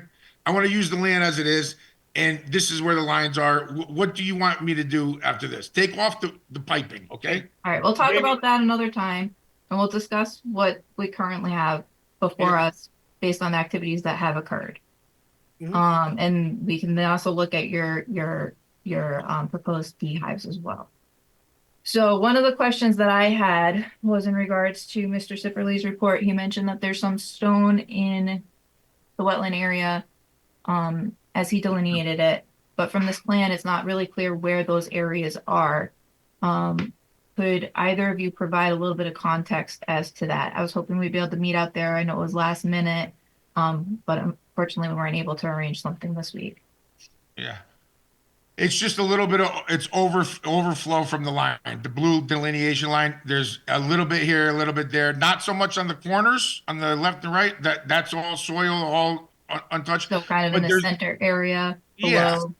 Kind of and yeah, exactly. here. So in that center line, it's approximately the overall is about 316 linear feet. All right, and then so I would say maybe 175 linear feet times 6 feet or something, maybe at different areas, different lengths, but it's not a whole lot really, as far as overflow on his line. For my wetland delineation line shown in blue towards Leeds Island Road, uh, within, like he said, about 125 feet or so, there is some stone beyond my line towards the wetland, and it's probably, like he said, 5 to 6 feet here and there. So I would love to meet you on site, Jamie, to look at it. I know we were going to look at that this week. The timing and the rain just wasn't going to work out. So I'd be more than happy to meet you out there and show you. I did take some photos, I believe. Oh, yeah, the photos that I sent you should show that, as a matter of fact. Oh, my God. So this is the wetland proper. This right here is what Mr. Onofrio is saying, that there's like a channel that he might want to. No, that's not it. Oh, that's not it? No, Oh, okay. Okay. All right. that's just that's a portion of just the wetlands that weren't touched by stone. Yeah, So that's exactly. one of the areas. Yep. I know that's not the right picture for that one, but Okay. I think you sent some other ones Oh, too. okay. Okay. Yeah. Okay. So, all right. So this is the outlet underneath the existing driveway that was collecting trash and a lot of runoff stuff from Leeds Island Road through his property. He put that trash rack there to be able to collect debris and trash and easily clean it. Yes. Okay. Now I see the whole photo. Before I was just one section. Okay. Yep. That's the photo of the culvert underneath the driveway.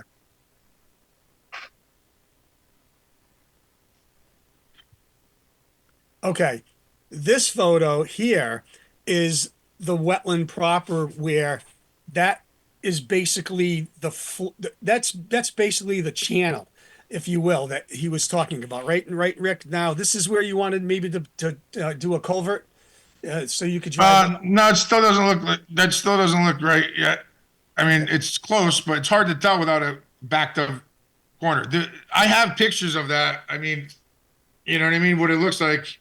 I don't know. They're not in your photos. Well, keep We'll going keep, down. we'll Yeah. keep going through them. Yeah. Okay.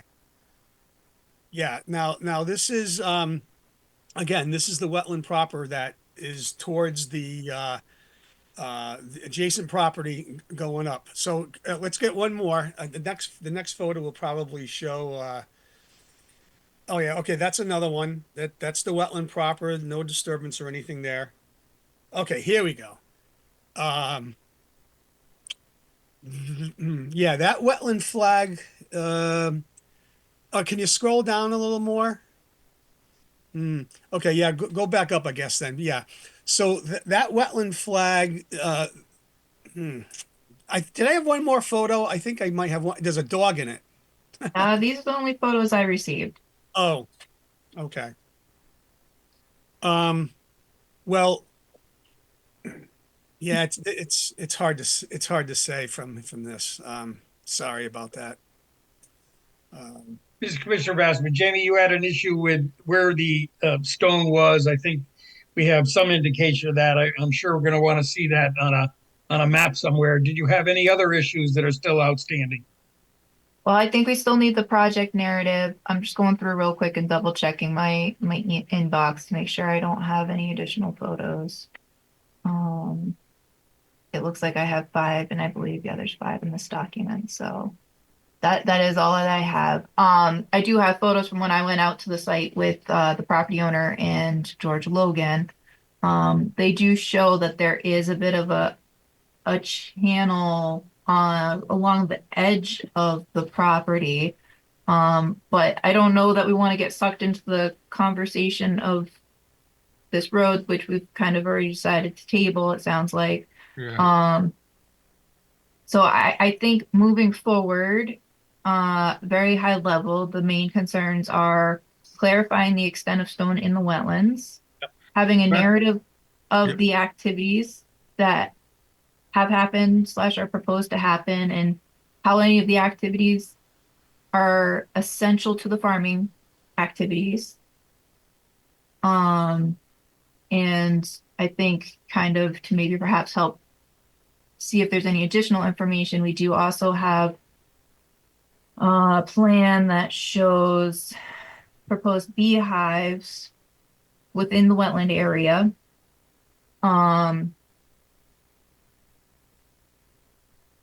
So I think, I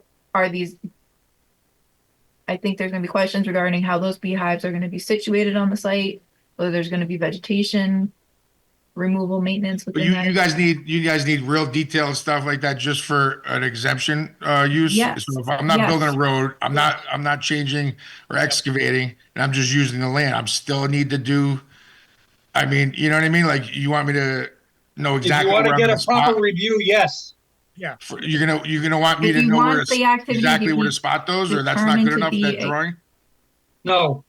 No. So like, So are you what going would to you like? Because be, you guys already initially told me an A2 survey was not necessary for this, even though that is to scale. That is to scale. That it's drawing not, was based it's off of not, that. What would you require from me so I'm clear? so the fact that the drawing is to scale is in alignment with what the commission requested. That's not what's being questioned. What's being questioned is whether all of the activities are shown on the plan. And a project narrative helps with that. If you have a project narrative, there's something you can't necessarily really show on the plan, the project narrative helps explain that process so the commission can understand Got it. and they can review and say, yep, that's agricultural, that's exempt, good luck. Yeah. Or they can say, you know what, this is agricultural, but we don't really see how this is, or what have you. But if they don't have a full scope of what it is you're doing, they can't review it and say, yeah, that's agricultural and it's exempt. So we need to have, So you need a sentence saying what we just said together in front of everybody, right? I mean, that's basically we're just reiterating on paper because I have that right here and I put it together. So that's what you're looking for. When I do this and I meet with you next time, is that going to say, well, that's not detailed enough? I mean, I don't know because I haven't seen it. I so can work. what is your specification on what you need to see? I can tell you right now, everything that we had to discuss on, the land is the land. You have trees on the majority of the plot. Okay. And then you have this little section of the area, which is going to be where you're going to do anything else. I mean, that's so I could relay that onto a piece of paper and write that as a narrative, and that's going to do it for you guys. So when we met on Tuesday, we had talked about showing where the stone is in the wetland based on that's shown on the map. Anywhere you see the roads coming in with the stone. If you want right, more, but we've just discussed that it does extend down partially into the revised wetland delineation. You have it stopping short of there. So right. so that should be revised to reflect the actual extent. You should be addressing I have square whether, footage and everything else for that, but okay. so, I mean, one of the things the commission will be considering is whether or not the beehives constitute fill. And so part of that question will be, are you establishing a road up to these beehives? Are you just going to walk into the wetlands and, harvest your trays? What's going to be your process relative to activities in the wetlands? And then in regards to the stone that's placed in the wetland, the commission's going to want to know how that's essential to the farming operation. Because if it's not essential to the farming operation, they're probably going to request that it's removed and restored. Yeah, so you want all my thoughts that I just keep reiterating, you want that just listed in an outline form so you guys can look at it, check it off. But basically, it's everything we've just basically been touching upon. All right, well, I mean, we I'll put haven't that dived into together and all of then, those details, but yes, we need everything written out. I'm clear on what you are requesting now, Jamie. okay, Thank you, Mr. Chairman, Yeah. for clarifying Yeah. some things. And I do believe that I know the concerns about the beehives there. They could probably be moved towards the north, closer to the delineation line. The land's still open there. The beehives, well, we could talk about that at the next meeting. But yeah, I got some ideas about that. Thank you. Okay. all right. So I guess regarding the CISA Correct 240902, we're going to continue the show cause hearing until the next meeting. Well, Jamie Frederick and the Wetland Nation, I think we should discuss when we continue it too. So, there obviously is still a little bit of homework. I'm happy to meet either in the office or in the field with the property owner and his wetland scientist to kind of go over some of those things. Maybe after you've, try giving it a first go, and then I can take a look at what you have and let you know if I think the commission's gonna want more. Yeah, I'll Um, definitely go through you we prior to the meeting. Yep. do 100%. have a public hearing that was continued to the April 24th meeting, so I would potentially suggest, in light of that and the fact that they're gonna need some Maybe. time, the Yeah. May 8th meeting. May 8th would be great. Yeah, thank you. Okay. And yeah, Okay. if there's any, I think another thing that will be important is, of course, if there's anything that you decide is not agricultural or essential to the farming operation in the wetland, there should be a mitigation plan for that activity. Or if you're not proposing a mitigation plan, you should say why it's essential to the farming operation. And then I think another thing the commission's going to want to know, and maybe the beehives play into this, but there was some understory vegetation removed. It sounds like a lot of it was invasives. I do recall seeing some invasives on site. Are you planning on managing that so that the invasives don't just come right back into that area? Or are you planning to, what's your plan with the area that you have removed vegetation from? Would be important as Okay. well. Got it. Okay, thank you. See you guys May 8th. I appreciate it. Thank you. Very much, guys. We have no new applications. Item 7. Other business in the wetland 191101, 1151 West Main Street. We have an update, I guess, on the compliance and a bond return request. Turn it over to you, Jamie. Okay, Jamie Frederick and the wetland agent. All right, give me 1 minute to kind of think about how I want to pull this up into context, because we have at least one new commissioner that will have no idea what we're talking about. All right, so 1151 West Main Street. This is the Aldi Chase Bank site. Just to high level get everyone up to speed with where we're talking about. So last year the commission reviewed a revised mitigation plan because the mitigation that was implemented didn't meet all of the criteria that was proposed as part of the initial mitigation package. So there were some modifications. It was acknowledged the hydrology was different than what was initially intended. However, that there is still nexus, and that it does provide some flood retention, and it does have hydrology during wet conditions. So there was a revised planting plan approved. The revised planting plan was planted, not 100% as proposed. So I had requested a soil scientist go out, do their initial investigation, and determine whether it was close enough to meet the goals of the revised approved plan. And as part of that revised approved plan, the commission reset the monitoring period. So we're back at year 0, essentially. So this will be year 1. So I've been in correspondence with the current property owner, who is not the same property owner as when the development was constructed. And he knows that he needs to get somebody on board. The wetland scientist that was initially part of the project is not able to stay on. So he's looking for somebody else that can do the monitoring for him. He does have All Habitats doing the invasive species management, but we need somebody to do the monitoring for us to address the plant survivability and, general compliance. Like I said, it's the planting location. Should the planting locations be acceptable, or are there modifications that need to be made? So long story short, I'm sure you have all been at least by the All-Day Chase site. You can see that construction has been done for some time. I did go out and do another inspection just to be sure as part of this request. This request is for the release of the erosion control portion of the bond. So a decent amount of the erosion control bond was released a while back, but the commission held on to part of it because there was still a little bit of stability and the mitigation in the back concerns as well. So there's a bond for erosion controls and there's a bond for the monitoring, plantings and monitoring reports. So they're requesting release of the erosion control portion of the bond, which I do think is appropriate.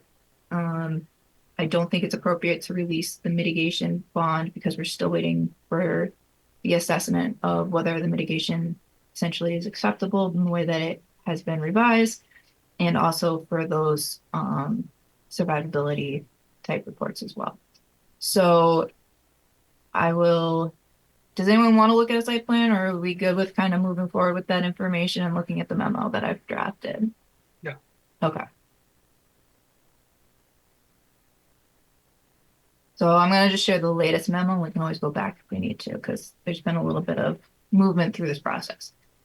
So we have a total of 69,000. Well, currently per the reduced amount, we need to have $69,083 on hand. 30,410 of that is for the erosion controls, and 38,673 is for mitigation and monitoring. Oh, wait, I'm reading, but you're not seeing, are you? Jamie, this is Commissioner Gopowski. The bonds that are being held by, is the new property owner requesting these, the release of the bonds, or is it the previous owner that is going to be getting the bonds money So back? it was the developer that submitted the bonds. It was Giordano Construction Company. So they've requested the release. The current property owner has also requested that their funds be returned to them. It would be the person that submitted the bonds that would have any cash bonds. So it's Giordano Construction Company. Correct. Okay. So my question is, right now that we have issues that are not corrected, I don't know why we would want to release anything at this stage of the game. Well, so we have bonds for different things, right? So the sediment and erosion controls for the general full site construction. So that would be, around the proposed buildings, would also be relevant to the mitigation area. I think we're probably at a point with the mitigation area where we wouldn't need to hold on to an erosion control bond. Okay. Even if they have to move a couple plants around, I don't see that as being, something that would require, an erosion control bond, especially in light of the fact that we have that general mitigation and monitoring bond, and there are some things out there that are doing well. So I do think it would be appropriate and reasonable to release the erosion control portion of the bond, which is $30,410. So essentially to reduce the bond to the 38,673. As part of the consideration of reducing the bond, there's a cash bond and a surety bond. So The cash bond is $34,541.38. The surety bond on file currently is $44,650. However, the commission has previously released it and reduced it down to $34,559.38.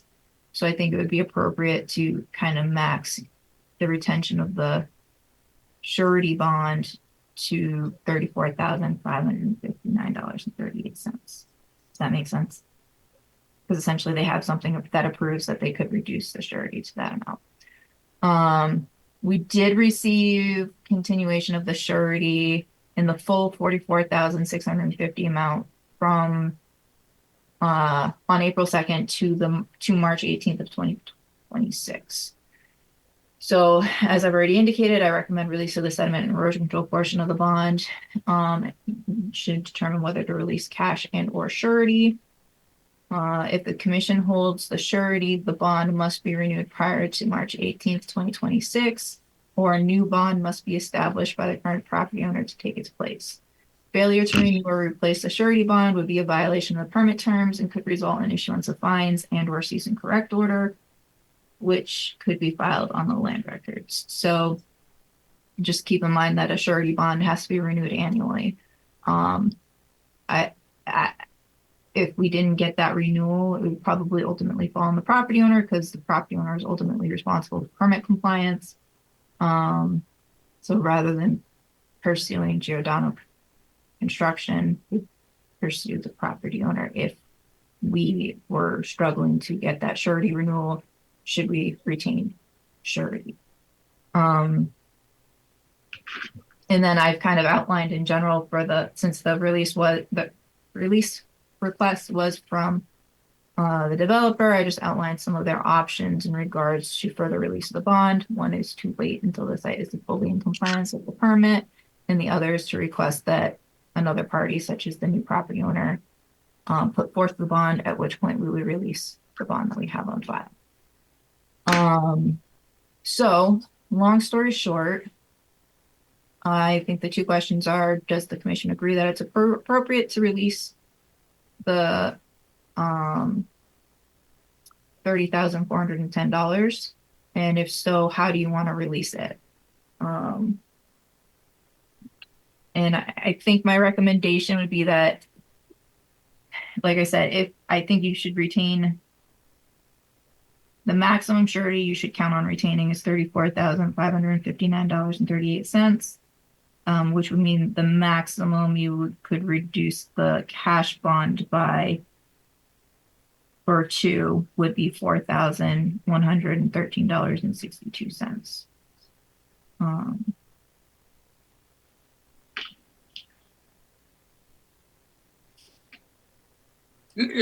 Commissioner Bestman, do that last math again. The 34,559, yeah, and the 34,10 or whatever the hell it was, right? Or 30,410. Is that how you got it? So basically, okay. I think what I actually did is I took 38,000. Because the numbers don't quite match up. So right. I think what I did was I took 38,000 and I subtract the 34,000 number from it. Gotcha. And so that would be the cash portion. So you would retain 34,000 surety, 34,559.38. And then that would leave a balance of 4,113.62 for the cash. I think the last and time it has been our practice to release the soil and erosion once the project is complete. Once the site is stable, it's generally been your practice to release the erosion control portion of the bond. And like I said, I don't anticipate the mitigation and monitoring. Well, they might have to make some corrections back there. I don't expect them to be significant. I don't expect them to be of an erosion control concern. And just a question, how do we make sure we don't miss the March 26th date? Good question. So we would have to put it in our calendar essentially as staff to make sure that we get that and then make sure we follow up with the property owner. And we haven't, so historically until 2017, I think, the commission did not accept surety bond. So this is kind of new territory Yeah. for us. We Yeah. haven't really had a lot of experience with sureties expiring. So, um, but it would be non-compliance with the permit, and there certainly is a cost um, you know, there's a burden to having a surety bond in place, but you, I basically hoping that the threat of fines and or filing a cease and correct order on the land records is enough to make sure you get that continuance. And or I mean, yeah, and so certainly like we want to make sure we have compliance this year, and if not, start pulling on the bond because Right. And so making sure we're geared up for compliance next year too. So Mhm. we might be back Does in the any same member of spot the just under a commission, year from now. any member of the commission feel it's not appropriate to return the soil and erosion portion? Commissioner Armour, no, yeah, it sounds right. I mean, if it's stable and that's our past practice, then it seems about right timing to release that portion of it. And I guess the second question is, are we okay with the majority that's coming out of the cash side of the equation and maintaining the 34, 559, 38 as surety? And the reason why I did that math is because the bondholder has of course requested that the maximum cash be released. This is Commissioner Murski. I apologize. I don't know the whole history, and I don't want to delay the issue at this hour. But is there That may any be a blessing. to not delay or to I should delay? I'm No, sorry. not know the history. Well, I just. Well, if she's going to be I'm gonna voting ask on one it, she should question. I'm know. just going to ask one question. No, no, no. No, yeah. Okay. Just considering what I know about bonds and other contexts, and listening to what you're saying, considering the history of this application and lack of cooperation of the parties, based on what you all know, I mean, has there been difficulty in compliance? The reason I ask is because obviously the impact of cash versus surety can make a difference, and they're asking for release of cash. I mean, that's how I'm seeing it, but I don't know. Is there a brief statement someone on the commission or Jamie could make about their behavior or their willingness to comply or difficulties? It sounds like there's been some challenges. This is Commissioner Goklowski. Giordano Construction has always been conforming to anything. They've been a long-standing business in the Branford community. I personally don't have a problem with the release of the cash portion. My only concern was the other mitigating factors that were lingering with the property that it seems to be no fault of what the bondholder has done. So, if you called Giordano Construction Company up tomorrow and asked them to get out to a site and do something, they'll be out there to do it. So, I mean, they're very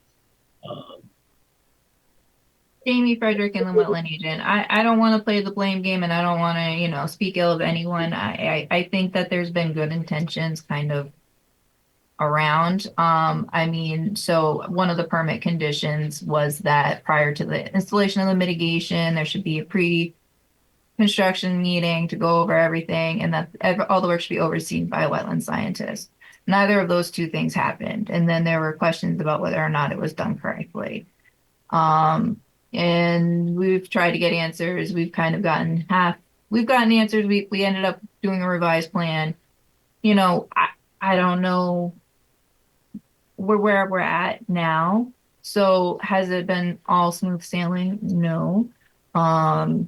Is that the fault of the bondholder or the current property owner, or just, the mix of everything that's happened, because of course there was a previous property owner also involved, and whether accepting of the project, I don't know. I don't want to get into that. But there have been some problems with the compliance regarding the mitigation area. I would say there weren't problems with the erosion control aspect. And, if you want me to do any math for a different split of cash versus surety, I'm willing to help work through that. I did also do a 50-50 calculation because the commission has done that in the past.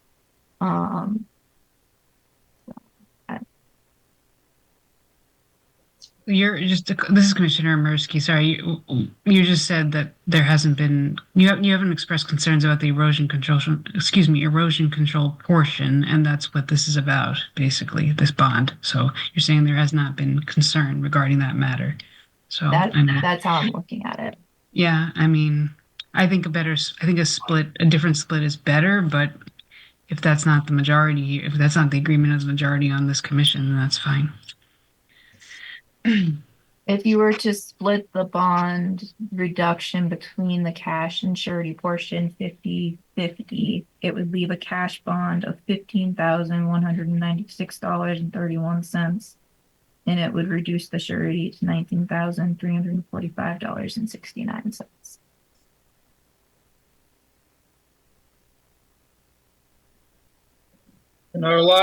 And Commissioner Bassman, and our logic for 50-50 is we've done that in the past. That's essentially what it would fall upon. If you would like, I think one other thing we could do that might be beneficial. So we can look at the bond regulations.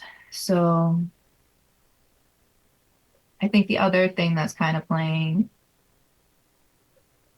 I mean, ultimately the commission can decide how they want to reduce the bond, but in the bond regulations, we have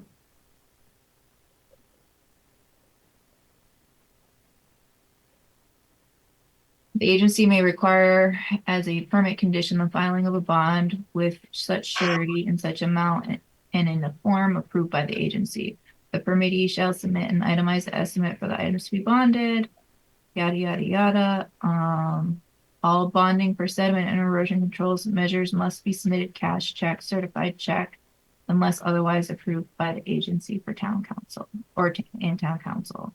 So the only place where we specifically, and it's not saying that you can't on a case-by-case basis make a determination, but the only thing that we specifically in our regulations require cash for is sediment and erosion control measures.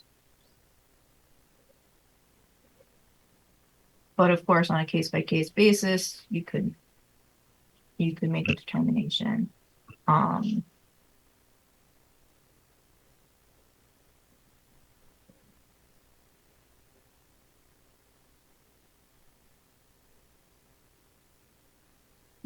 do we have, this Commissioner Bassman, do we have agreement that yes, the bond should be returned and the only issue now is the math? Is that where we're at?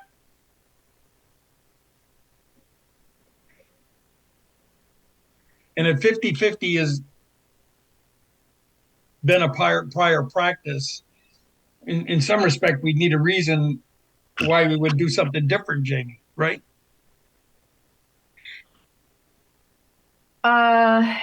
Jamie Frederick and the wetland agent. Yeah, I mean, so I think based on past practice, I think 50-50, or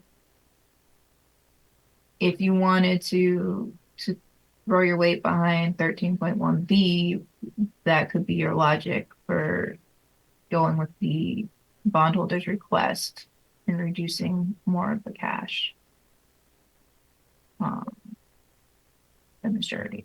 Would you say 13.1B? You can make either decision. I'm sorry? Did you say 13.1B? Yeah.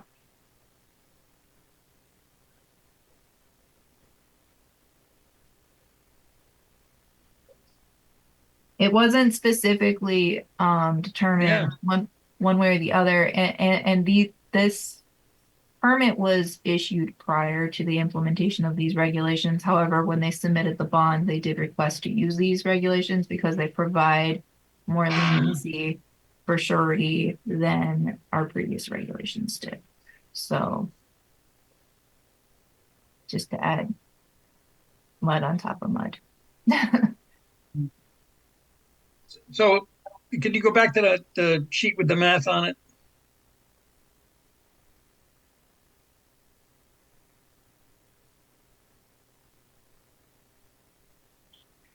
So if you do the 50-50, did I hear you say we'd end up with a cash bond on hand of 15 or thereabouts? $1,196.31. So that's a $20,000 reduction in cash. Pretty substantial. I'm liking 50-50. That's one man vote, 50-50. Commissioners can certainly deviate from that. Commissioner Murski, I'm in agreement with that. This is Commissioner Gokowski. I'll agree with the 50-50 split.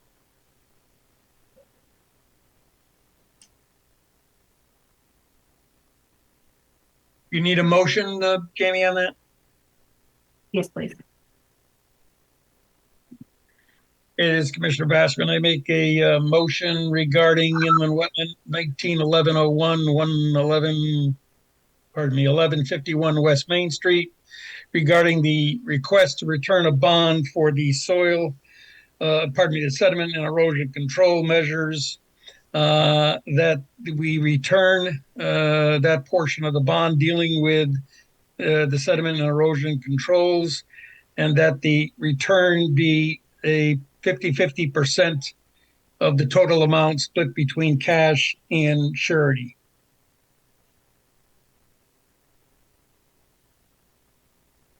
This is Commissioner Murski. I'll second that motion. Any further discussion? Jamie Frederick, inland wetland agent, just to clarify, that would be a reduction of $15,213.69 to each bond for a total of $15,196.31 for the cash bond, and a total to remain $19,345.69 for a surety bond. That sounds like a good, friendly amendment. Does that work for you, Commissioner Murski? It does. Commissioner Murski, yes. All right. Take a vote here. Commissioner Gokowski? Commissioner Gokowski, aye. Commissioner Armrod? Commissioner Armrad, aye. Commissioner Murski? Commissioner Murski, aye. Commissioner Basserman, aye. Thank you for that work, Jamie. That's not something that we deal with every day. It is not. Luckily. We have no applications for receipt this evening. We have other business, we have no agent approval. We have nothing on correspondence and announcements. Any commissioner want to add anything to the record this evening? Good night. If not, good night. Sounds like a motion to See you adjourn. April 27th? No, April 24th. 24th. Enjoy the weekend, guys. All right, Good night. thank you too. Everyone. This program was brought to you in part through the support of the Town of Branford. Watch town meetings and other videos on demand at BranfordTV.org.